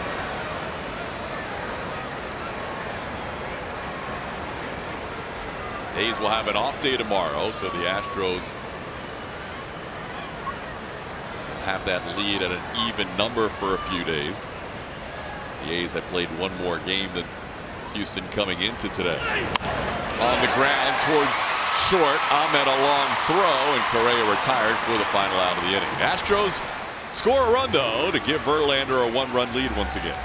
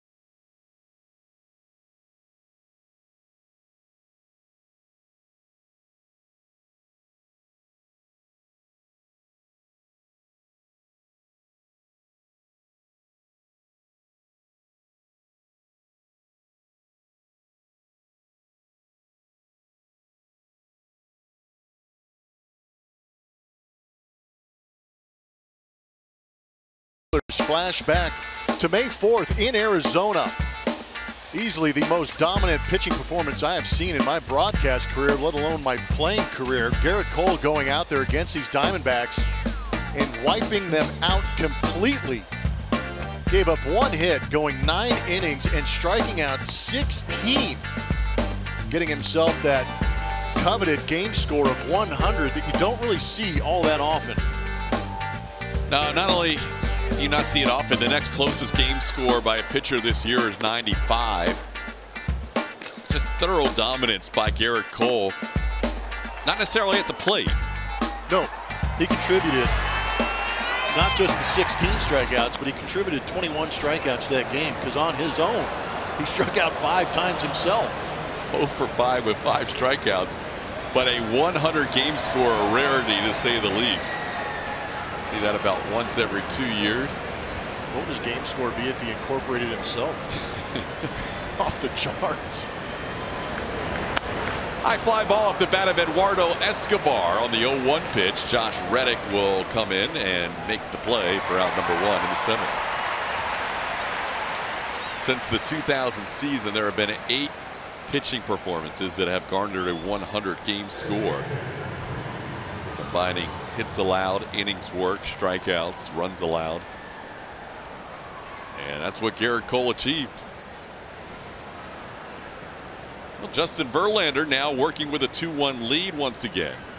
Started the inning with 92 pitches, gets the first out on Escobar. Now here's Daniel Descalso.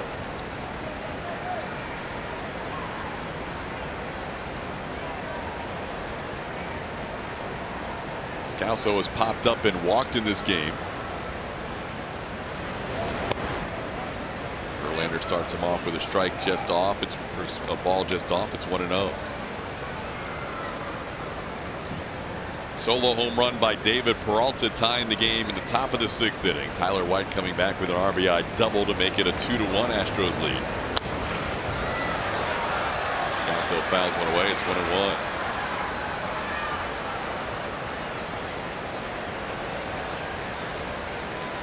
If the Astros can win today and move that lead up to 4.5 games, it would be the biggest lead they have seen since August 10th.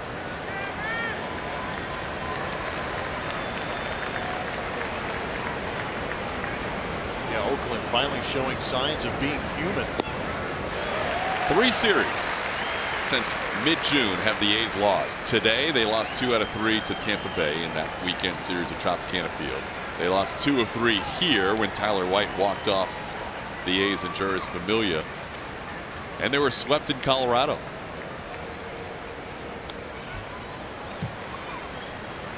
Descalso fouls one back. Stays 1-2.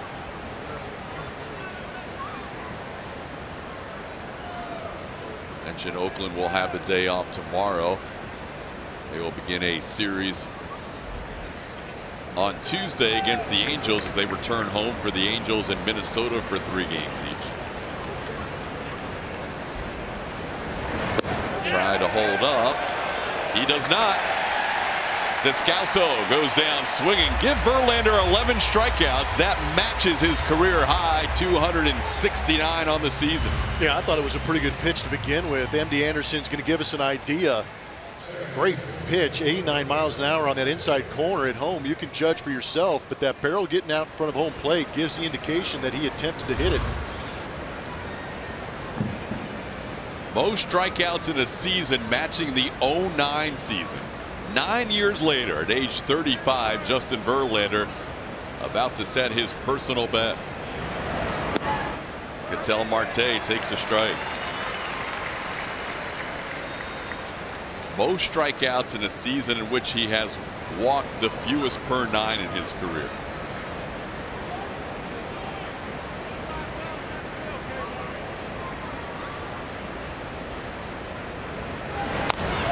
On the ground to first. Yuli will flip it to Verlander. Justin with 7 innings of 1-run baseball, striking out 11. 7th inning stretch time here at Minute Maid Park. The Astros leading 2-1.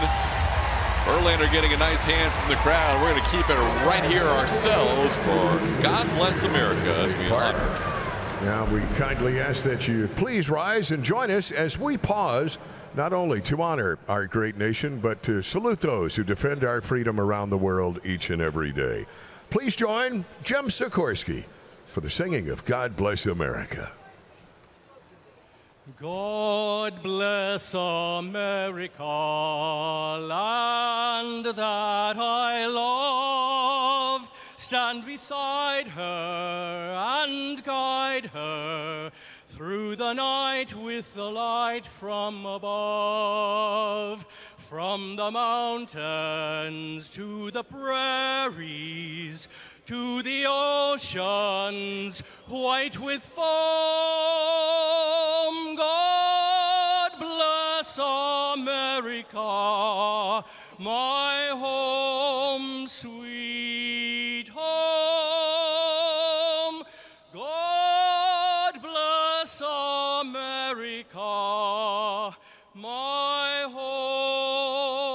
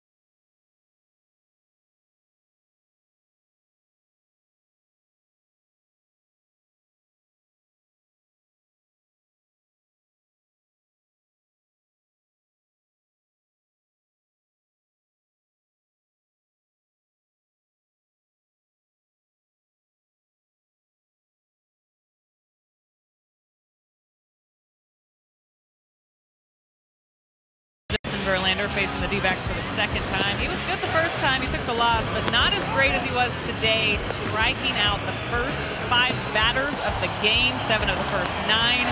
Had it all working today against the Diamondbacks in this pitcher's duel as well, so not a lot of margin for error for him, but no problem. 11 strikeouts through 7 innings, passing the 200-inning mark once again for him.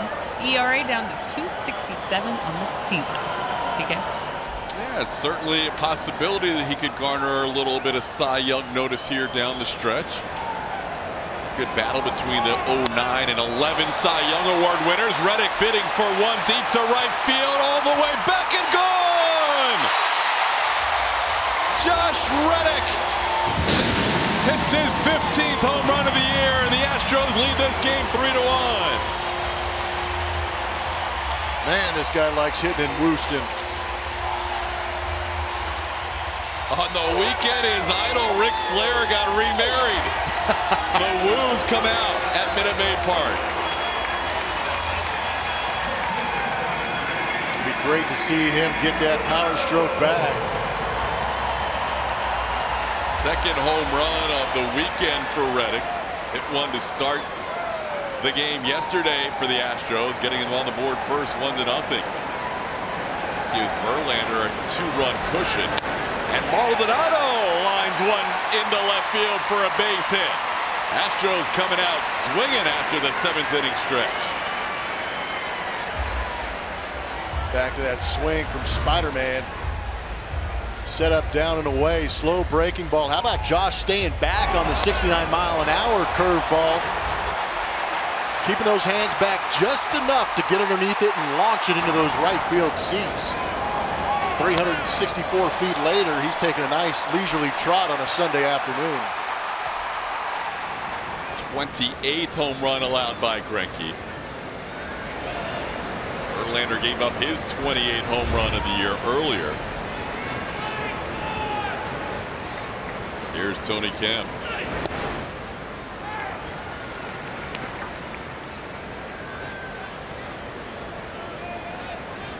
Greinke allowed 26 home runs in his rookie season back in 2004 with Kansas City in 24 starts.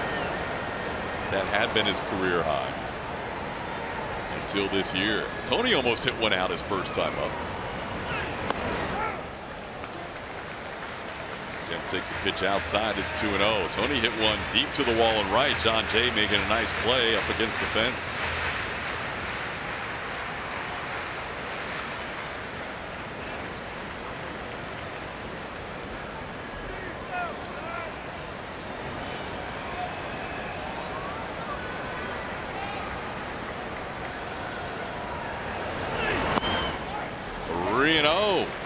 Open action going for the Diamondbacks as Greinke has allowed a home run, a single, and now he's 3-0 on Tony Kemp.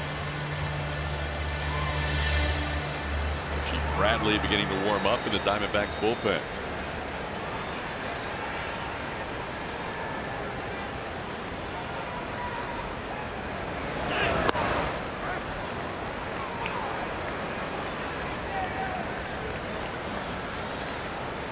Astros have bunched their hits today. They had 4 in the first 2 innings. Now 4 in the last 2 innings. Did not have a hit in innings 3 through 5. Line drive, short hopped at second. And a high throw does not allow a double play to be turned. Kemp lives on the fielder's choice. Diamondbacks giving the Astros an extra out once again. Wow, what should have been an easy double play is blown up with a bad throw from Nick Ahmed. Ball roped, good short hop pick by Martin. He was pretty quick getting it to Ahmed, but just kind of let up on the throw. It's unfortunate that Greinke's going to have to leave this ball game. Wow, he never had a grip on that baseball. You can kind of see the open hand, a couple of fingers off that baseball. So these are not errors, because you can't assume a double play, but a couple of double plays not turned by the Diamondbacks the last 2 innings. Zach Greinke's day is over. I'll tell you about the new pitcher when we come back.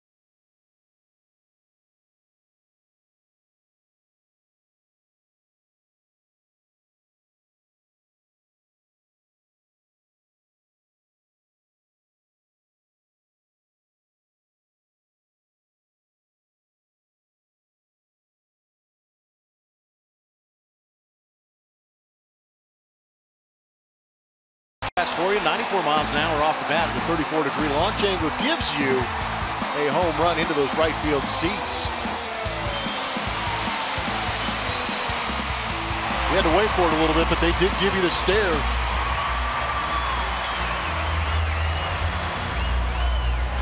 That added to the Astros lead to make it a 3-1 game. Now a runner on first base, 1 out. George Springer the batter, and he will face the new pitcher, Archie Bradley. Archie Bradley throws hard in the mid to upper 90s with the fastball. He has a curveball and a slider. Has thrown an inning in this series and an inning and a third with the strikeout. Kemp a threat to run, and Bradley will check him at first. Tony has stolen 8 bases on the year. Well, the battle of Cy Young Award winners, 09 versus 11, was pretty solid today, with the 11 guy now pitching the 09 guy by a little bit. Kemp on the move, high fastball, and there's a steal for Kemp. Tony with his 9th steal of the year. He's now in scoring position. I like it. Get that jump early in the count. Give George Springer plenty more pitches to try and drive you in. Bradley not paying any attention to him. Has that exaggerated leg kick. Allows Tony Kemp to get into second base into scoring position. Astros trying to get another one.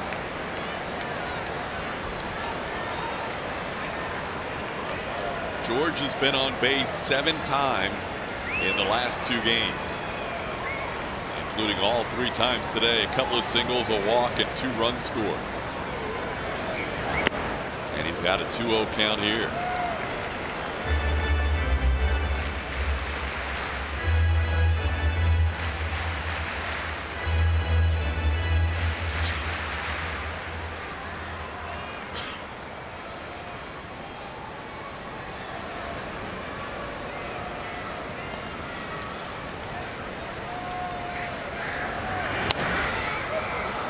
Two and 1 the count.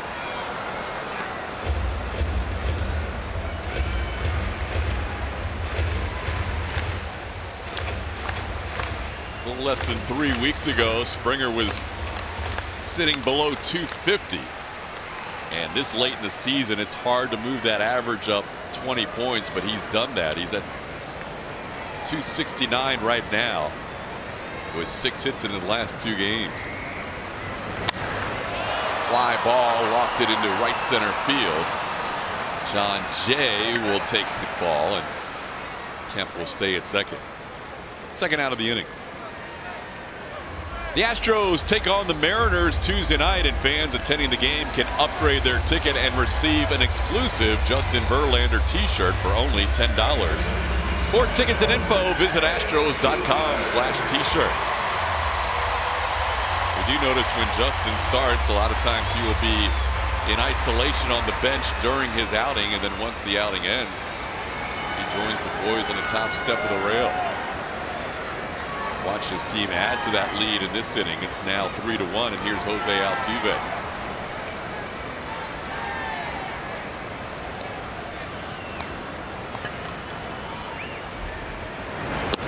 Altuve takes a strike.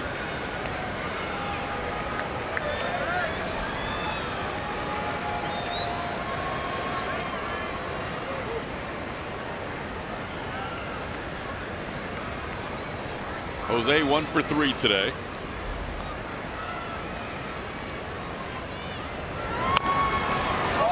And down on the count 0-2.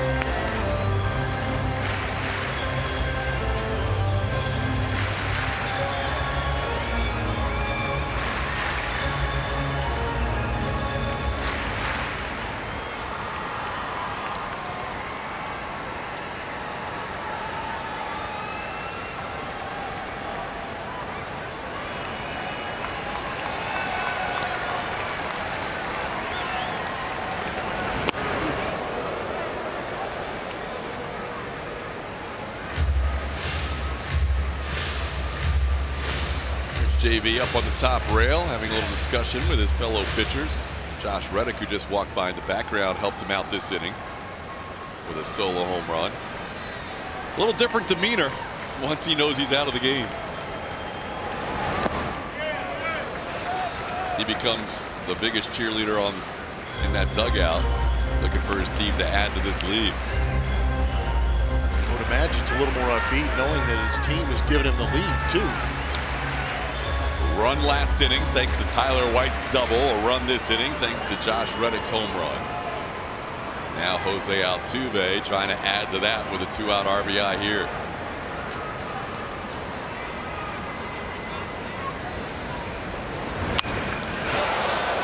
There goes Gary Pettis.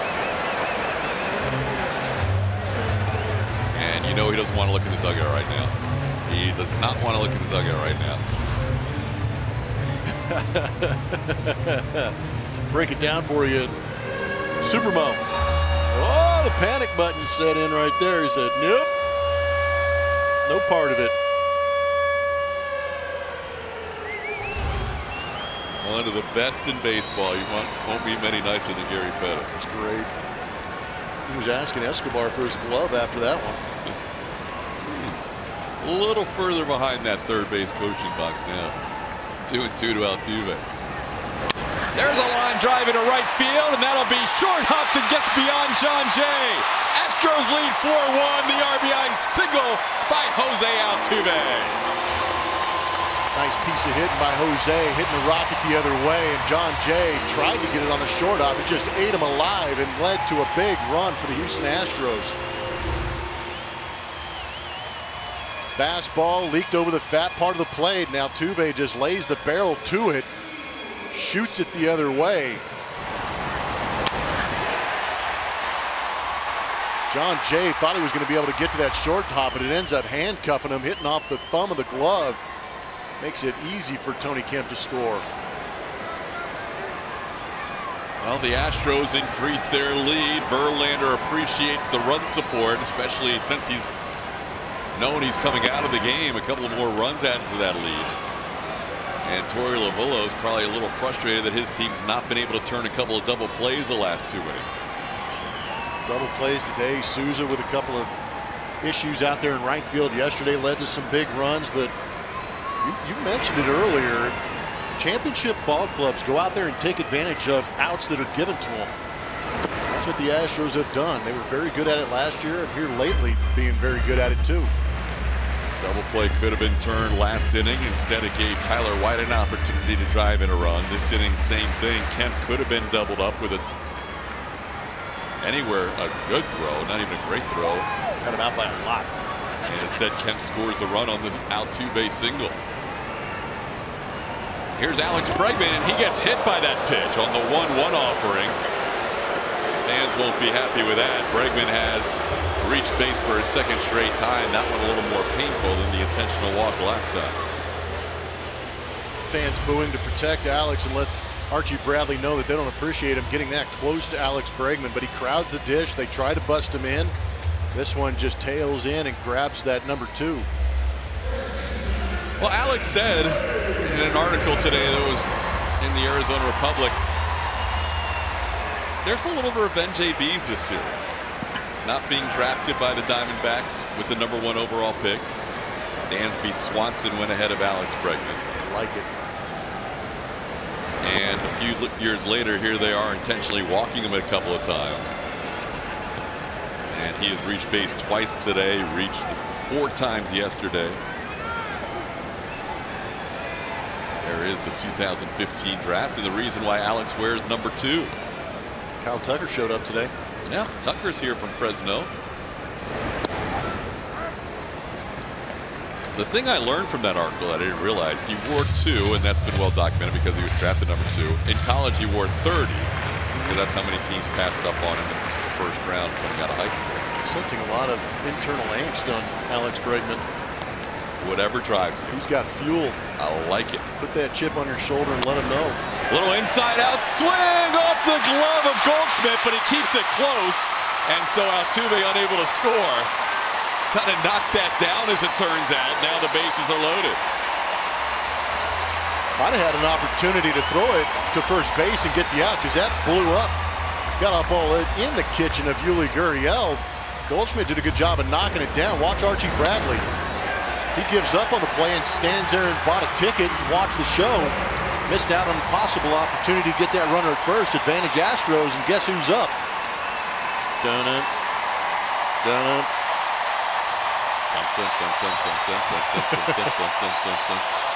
The bases are loaded. Late game situation. Great White Shark at the plate.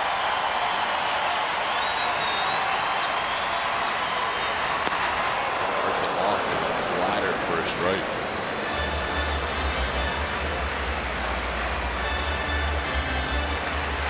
Curveball.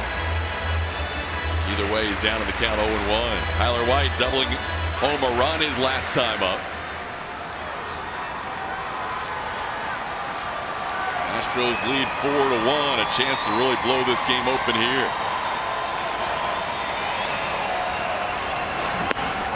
1-1.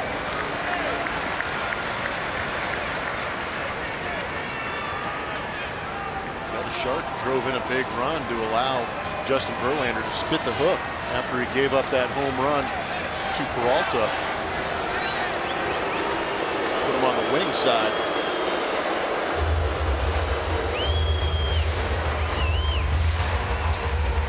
Bradley faced Tyler White in Friday night's game, and White hit a double against him. Only time they have matched up.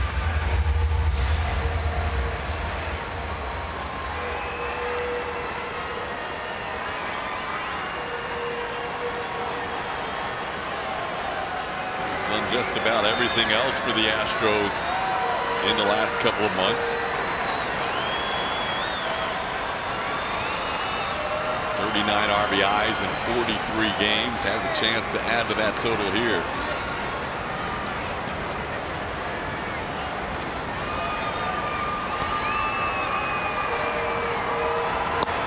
Big swing, no contact. He's going for the big one. Woo. We're going to need a bigger boat if he connected with that one. That's TK.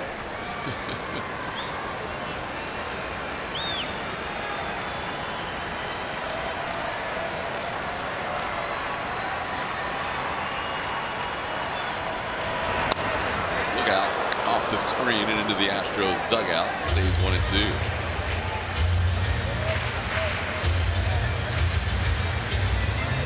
Oh, Ryan Presley had been warming up for most of the inning. He's been joined out there in the Astros bullpen. Dean Dietz also loosening up if the Astros extend this lead. And Mike Butcher will come out and talk to Archie Bradley here in this 1-2 count.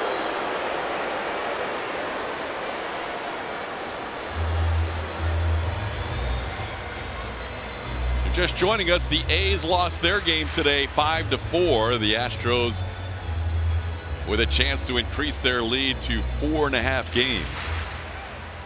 It would be their biggest lead since the second week of August, back on the 10th.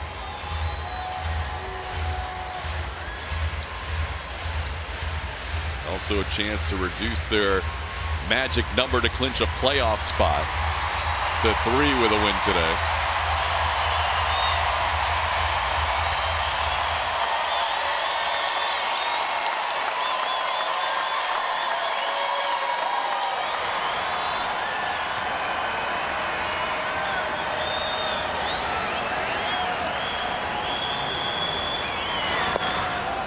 Two.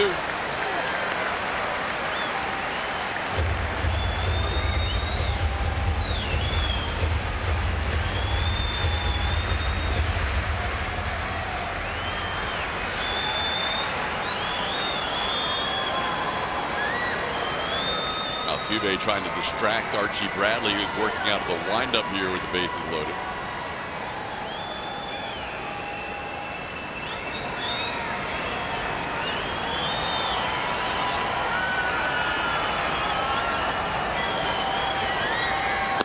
Outside, ball 3. We are going to have everybody moving with 2 outs, and this crowd's going to get up.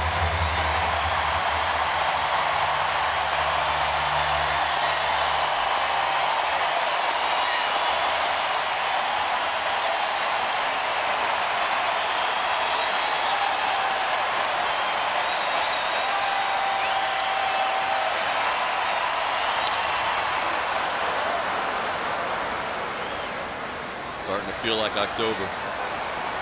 Big crowds, energized. Makes me tingly. Yeah, right? Can't wait to be part of that crowd. That's what we get to do in the postseason.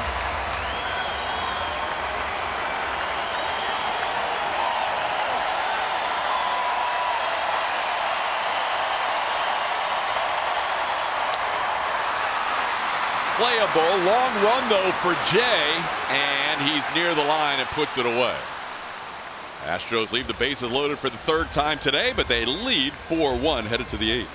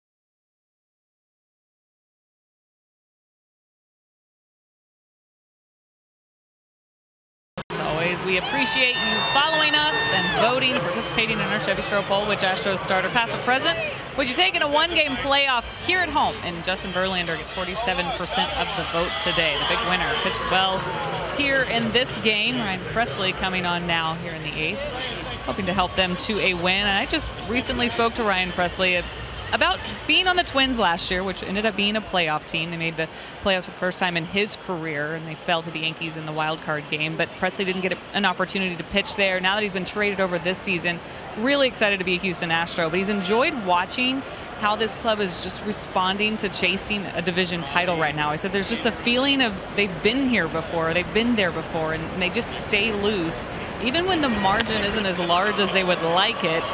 And Pressly very aware of the opportunity that he's been given on a very special team, guys. Yeah, he gets the ball a lot.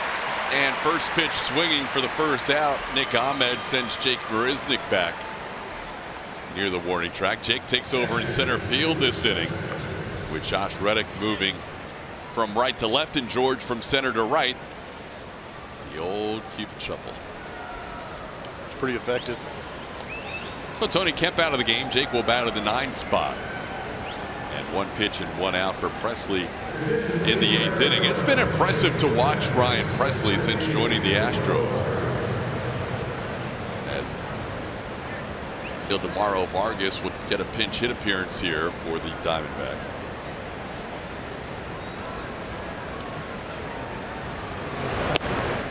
Fastball for a strike. Vargas hitting for the catcher Jeff Mathis. Astros up to 10 hits. They have not left the bases loaded 3 times. That was the first time they left the bases loaded. Did it twice in the first 3 innings in last night's game, but first time today. But still added 2 runs last inning to lead this game 4-1. And there's the breaking ball. The combination of Pressly being able to spot that fastball up and drop in that curve has been really fun to watch. No, his spin has been amazing. That's what we heard initially when Ryan Pressly came over, but he's backed it up and then some, creating a swing and miss, putting up great strikeout numbers out of the bullpen. Just a piece for Vargas to stay alive.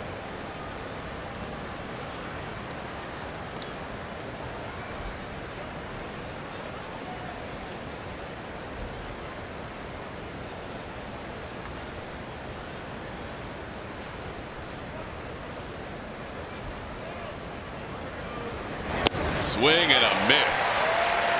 Ryan Presley striking out Vargas, the pinch hitter, for out number 2. Watch the Astros your way by downloading the AT&T Sportsnet app from iTunes or Google Play, or visit AT&TSportsnet.com to stream on your computer. Log in with your cable account. You're all set. Available for those with AT&T Sportsnet in their TV subscription. Blackout and territorial restrictions apply.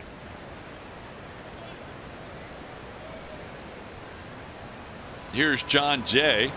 2 outs and the base is empty. We mentioned the incredible strikeout to walk ratio for Justin Verlander, not only today with the 11 strikeouts and 1 walk, but on the season with his now tying his career high in strikeouts. And since July 1st, 125 strikeouts to just 12 walks. As impressive as that is, and that's over 10 strikeouts per walk, Ryan Presley with that last strikeout has picked up 26 strikeouts as an Astro with just 1 walk. An impressive 1-2-3 inning again for Ryan Presley.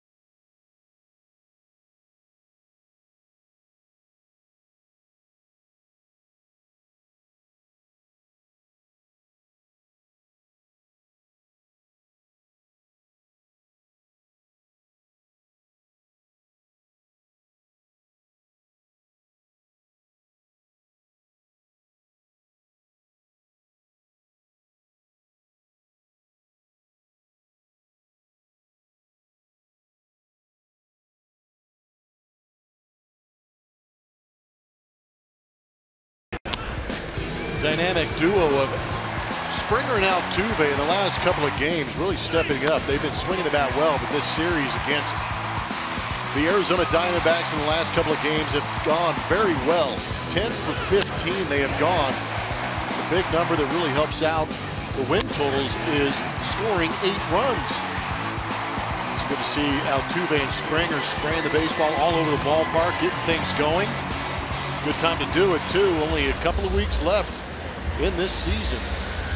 2 weeks from today, the regular season will come to a close. The Astros trying to extend their lead in the AL West to 4.5 games. They lead it 4-1, and they'll face a new pitcher for the Diamondbacks. The right-hander and former closer for Arizona, Brad Boxberger. Pitched a lot this season. Be his 57th appearance. 68 strikeouts, a good number in 49 1/3 innings pitched. He is a fastball changeup guy. Also has a slider mixed in there, but it's that fastball changeup mix that has been very successful for Brad Boxberger. Saw the 32 saves on his ledger for this year. He's now been working in different situations instead of closing games for Arizona lately. He'll face Carlos Correa, Josh Reddick.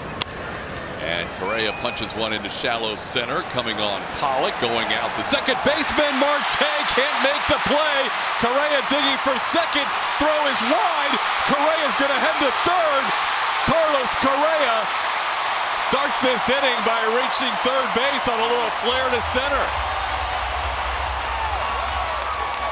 That was strange all the way around, including Escobar's cover of second base. This is not going to go on the Diamondbacks defensive highlight reel. Pop up into shallow center. Pollock got a terrible break. Ketel Marte doing his best Willie Mays impression. Missed it twice. And then Escobar kind of vacated second base when there might have been a play on Correa. Yeah. Kind of got there late. I mean, it was a bad throw. It all works out for Carlos. Why is Escobar even there? Shouldn't your first baseman or pitcher go cover the bag? Wow. Here's Josh Reddick.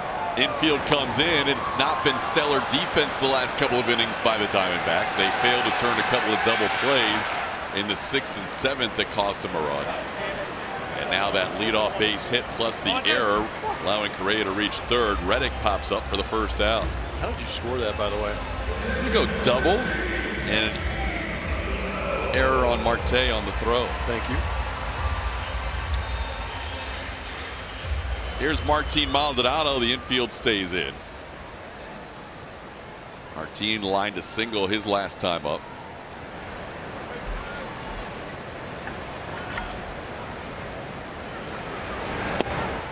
And gets a first pitch swing from Maldonado. It's 0-1. Astros would love to drive in this extra run here. They had Roberto Osuna warming up to start the inning. It's a 4-run lead. They could go to an alternative plan.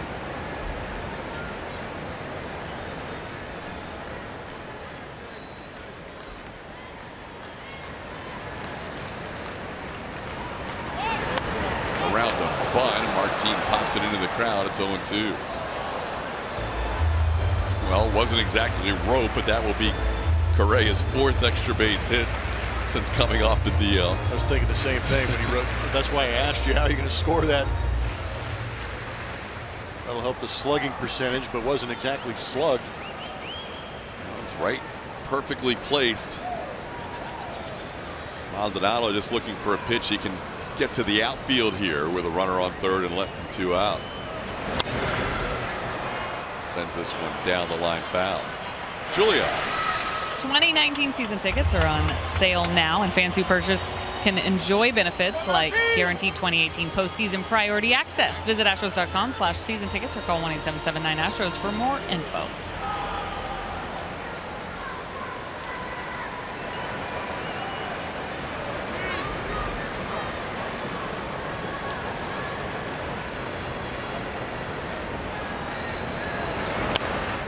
Maldonado stays alive, down 0-2.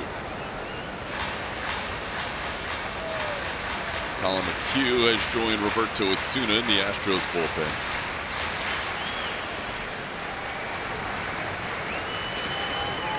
Osuna's had enough throws. He's ready to go.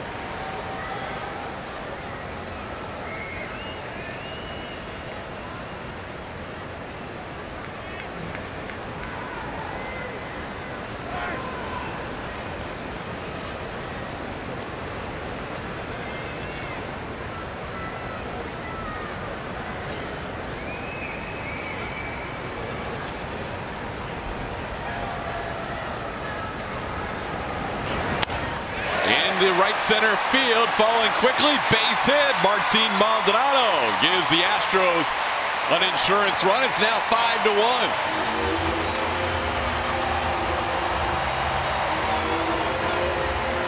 Good for Martin. Pick up that RBI. It now has a dozen RBIs in that Astro uniform. Good job with 2 strikes.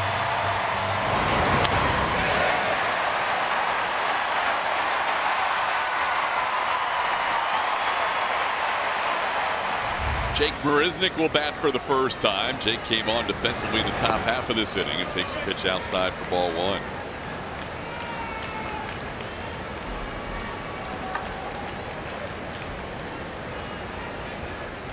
One thing that's been missing lately from Boxberger, although in this outing he's been throwing strikes 7 out of 9, his command has not been as good lately. It led to some issues.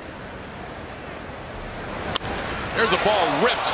Third baseman Escobar makes the catch. Jake hits the ball on the line, but right at the Diamondbacks third baseman for the second out.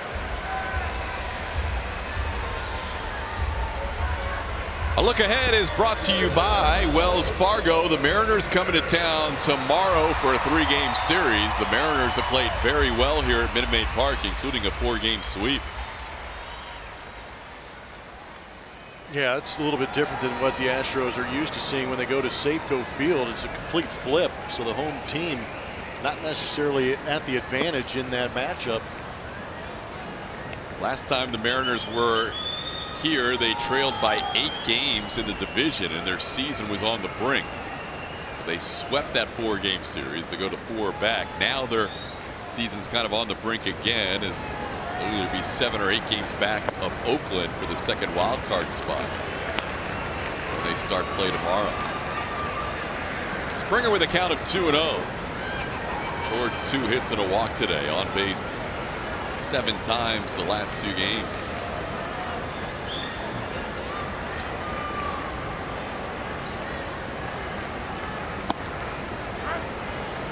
2-1.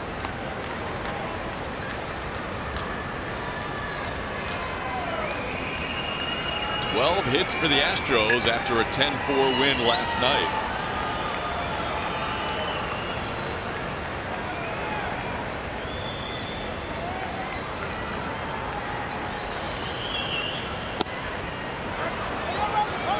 Now the count evens up to 2 apiece.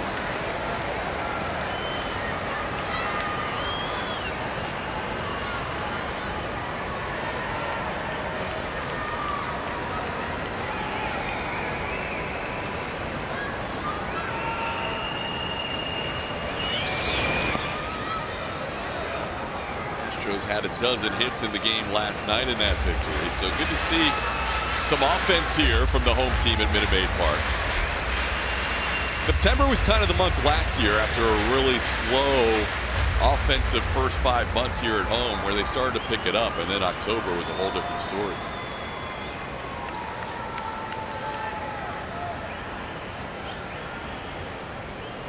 We built that momentum and then rode it out. And there's ball 4 issued to Springer after 2 outs. The Astros with 2 runners aboard, and Jose Altuve will get another chance.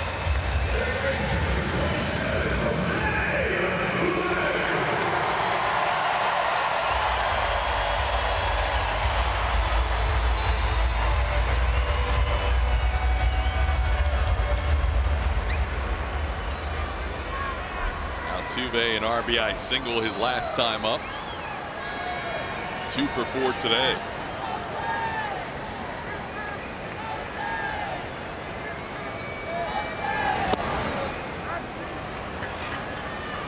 Altuve ended the game yesterday, reaching base 4 straight times, so he's been on base 6 of the last 8 plate appearances.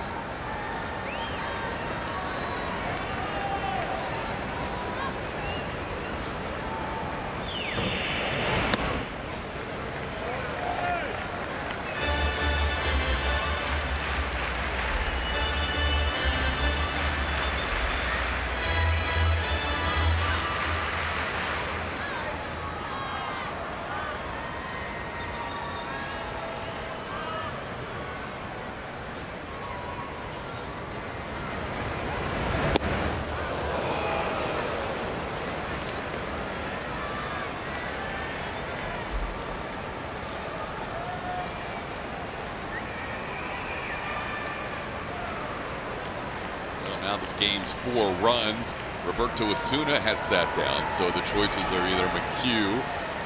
If it stays here, if the lead increases, Dean Dietz might get an opportunity in the ninth. AJ trying to preserve his bullets where he can, trying to save Osuna for save situations.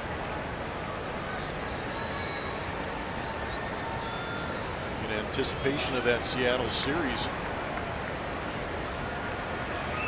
Seattle plays a lot of one-run games. And here at home, they have a tendency to be tight ball games too.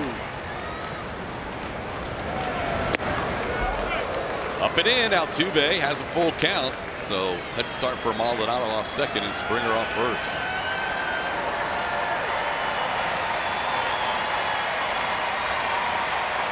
Well, it's a Bregman would like to get another shot today if Altuve draws the walk here.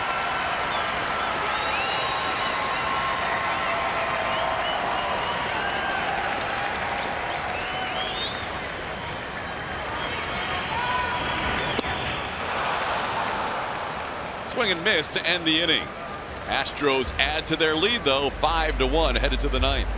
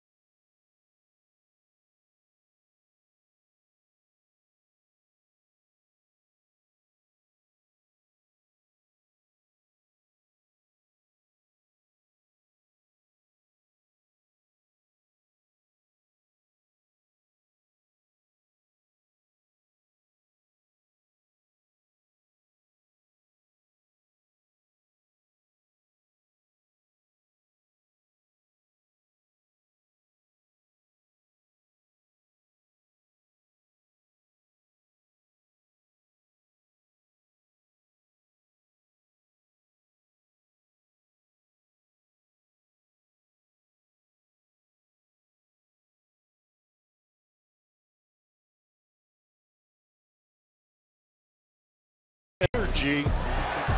Josh plays with a lot of energy throughout the season. A little more here in what he likes to call Houston. Last 2 games, 4 for 7. Back-to-back games with the home run also. Getting a little bit of that power stroke back into the swing of things for Josh Reddick. It's a lot of fun to watch. Reddick in the sunshine in left field after the switch defensively last inning. 2, 3, and 4 hitters due up facing Colin McHugh in the ninth. 1 pitch and a ground ball. Correa backhand off balance throw in time to get Pollock 1 away.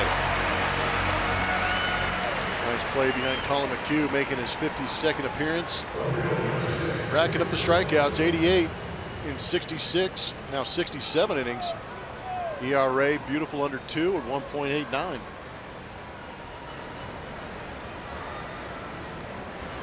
Colin will face David Peralta, 2 for 3 today. His home run accounting for the lone Arizona run in this game.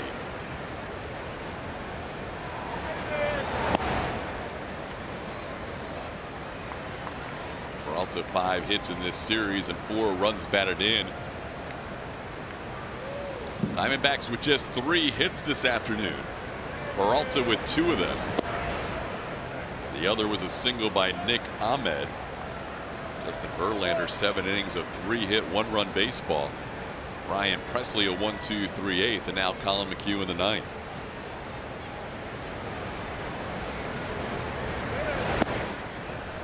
Colin has fallen behind here 3-0. You know, talking about Ryan Presley and how much he brings to this ball club, how about how quickly he works? Works quick, very efficient. Goes 1, 2, 3, throwing 7 pitches. Got a strikeout mixed in there. 4-pitch walk, and that is not ideal in the ninth inning of a 4-run game. Houston Astros baseball on AT&T Sportsnet is brought to you by Toyota. Let's go places. Yeah, I'm with you on Presley. That's a guy, 26 strikeouts, 1 walk since joining the Astros. Just coming right at you. Here it is. Nasty mix right now of that fastball that he's been dotting up in that breaking ball. Here's Paul Goldschmidt.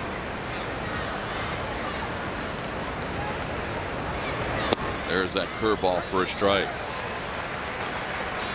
Goldschmidt 0 for 3, a couple of strikeouts and a line out today.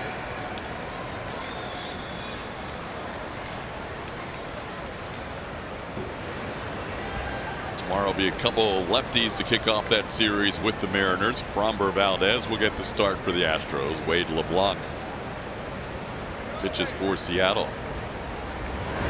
Framber's first major league appearance came against the Mariners out of the bullpen.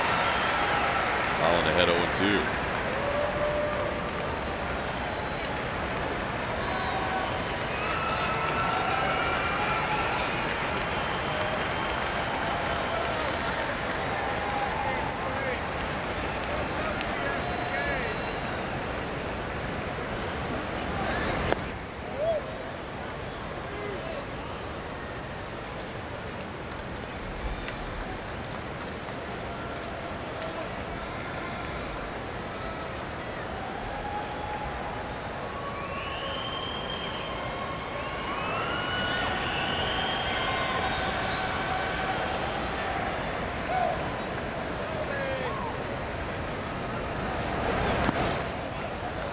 2-2.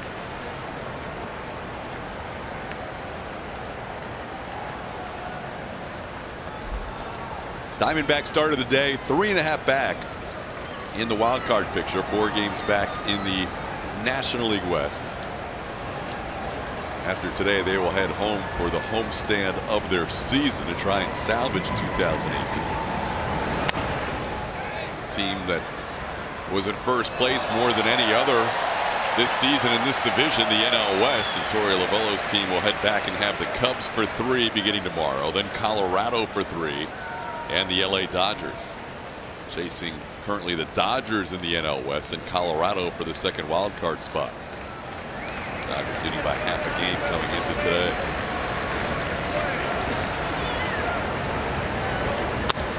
Line drive, base hit into left field. Peralta will go first to third. Goldschmidt with a base hit, and now the Diamondbacks have runners on the corners with 1 out. A.J. Hinch coming out of the dugout, and he is going to go to the bullpen here. So McHugh gets the first out, then a 4-pitch walk and a base hit, and he will leave the game. Astros lead 5-1 in the ninth.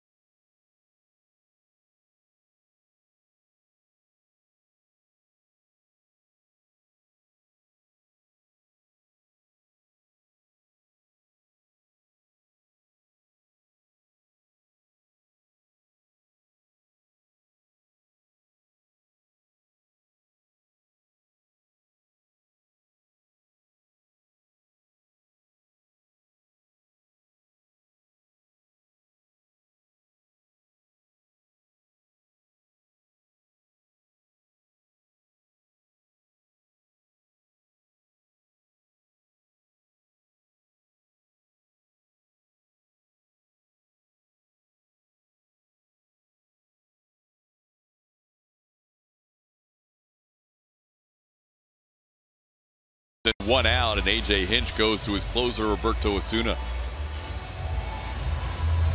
Been pitching well for the Houston Astros. 17 saves on the season between Toronto early on this season and with the Astros here of late since being acquired. 33 1/3 innings pitched, 29 strikeouts, and we talk about strikeout to walk ratios all the time. Osuna, one of those guys that is very good also.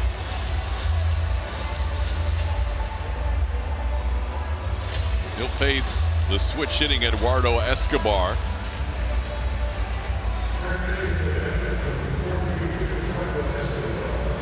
This is a save situation with a tying run on deck in this 5-1 game. Escobar 0 for 3 today.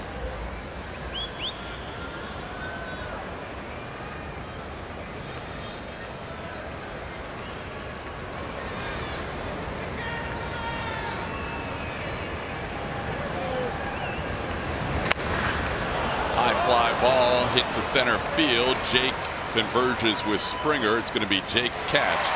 Tagging and scoring will be Peralta. It's now a 5-2 game. Sacrifice fly by Escobar. Astros now 1 out away.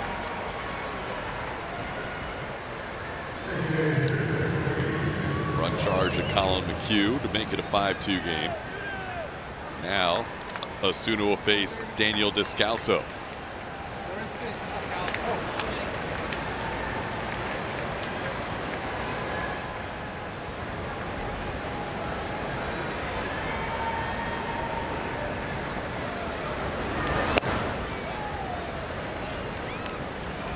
Descalso's reached via the walk in the 5th inning. Also popped up and struck out. Just one walk issued by Verlander in 7 innings. It was to Descalso. Walk this inning came around to score. 1-1 to count.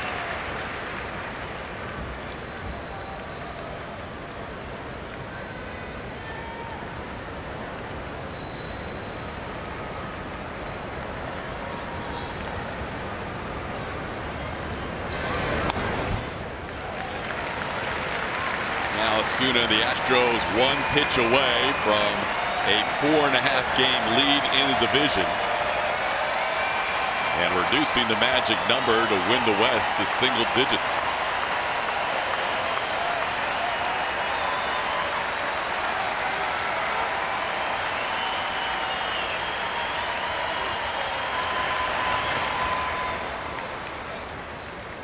$37,889 in attendance today. 38,345 last night.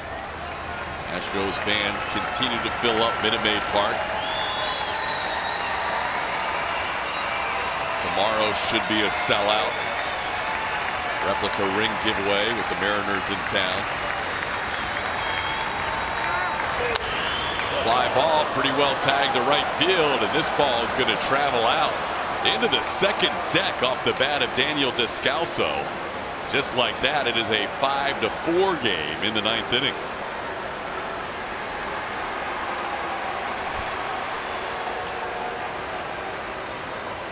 Descalso's 13th home run on the season. Got an elevated fastball after Osuna missed down with the changeup and raked it. It's a pretty good poke.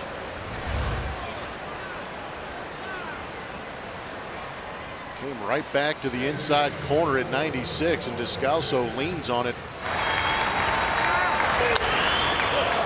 And one of those runs are going to be his.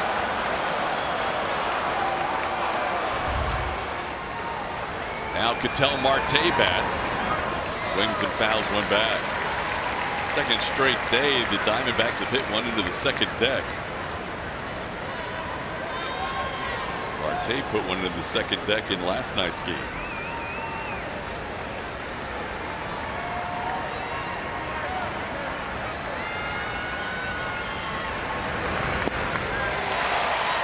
Swinging over the changeup, and Osuna once again 1 pitch away.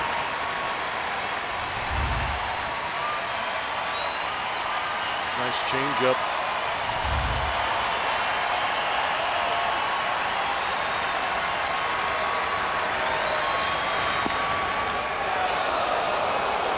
Wow. Might have been a good one to go home on. Yanked it a little bit. Just underneath the zone.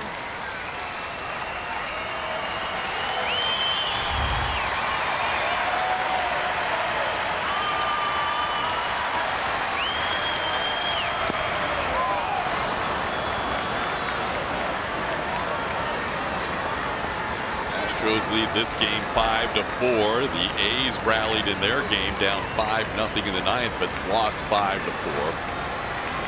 They were down 5-0 in this game. The Diamondbacks were down 5-1 in the ninth. Osuna with a 2-2 count now on Marte.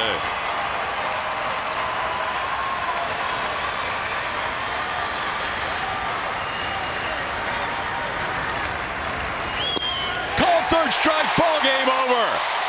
Astros win 5-4 and lead the American League West by 4.5 games. Their largest lead in this division since the 10th of August. Magic number to win the division is down to 9. Magic number to get to the postseason is down to 3. And Blummer, after an opening loss here on Friday night, that is a nice series to win. Absolutely. Anytime they can go out and put up numbers behind Justin Verlander, things usually end up very good. We've got a couple of great outings, back-to-back nights from the starting pitchers. And then the Astros offense stepping up with some timely hitting, taking advantage of some big mistakes made by the Arizona Diamondbacks. Great series win. Verlander wins his 204th career game as the Astros win it 5-4. We'll have more, including the post-game show, right around the corner.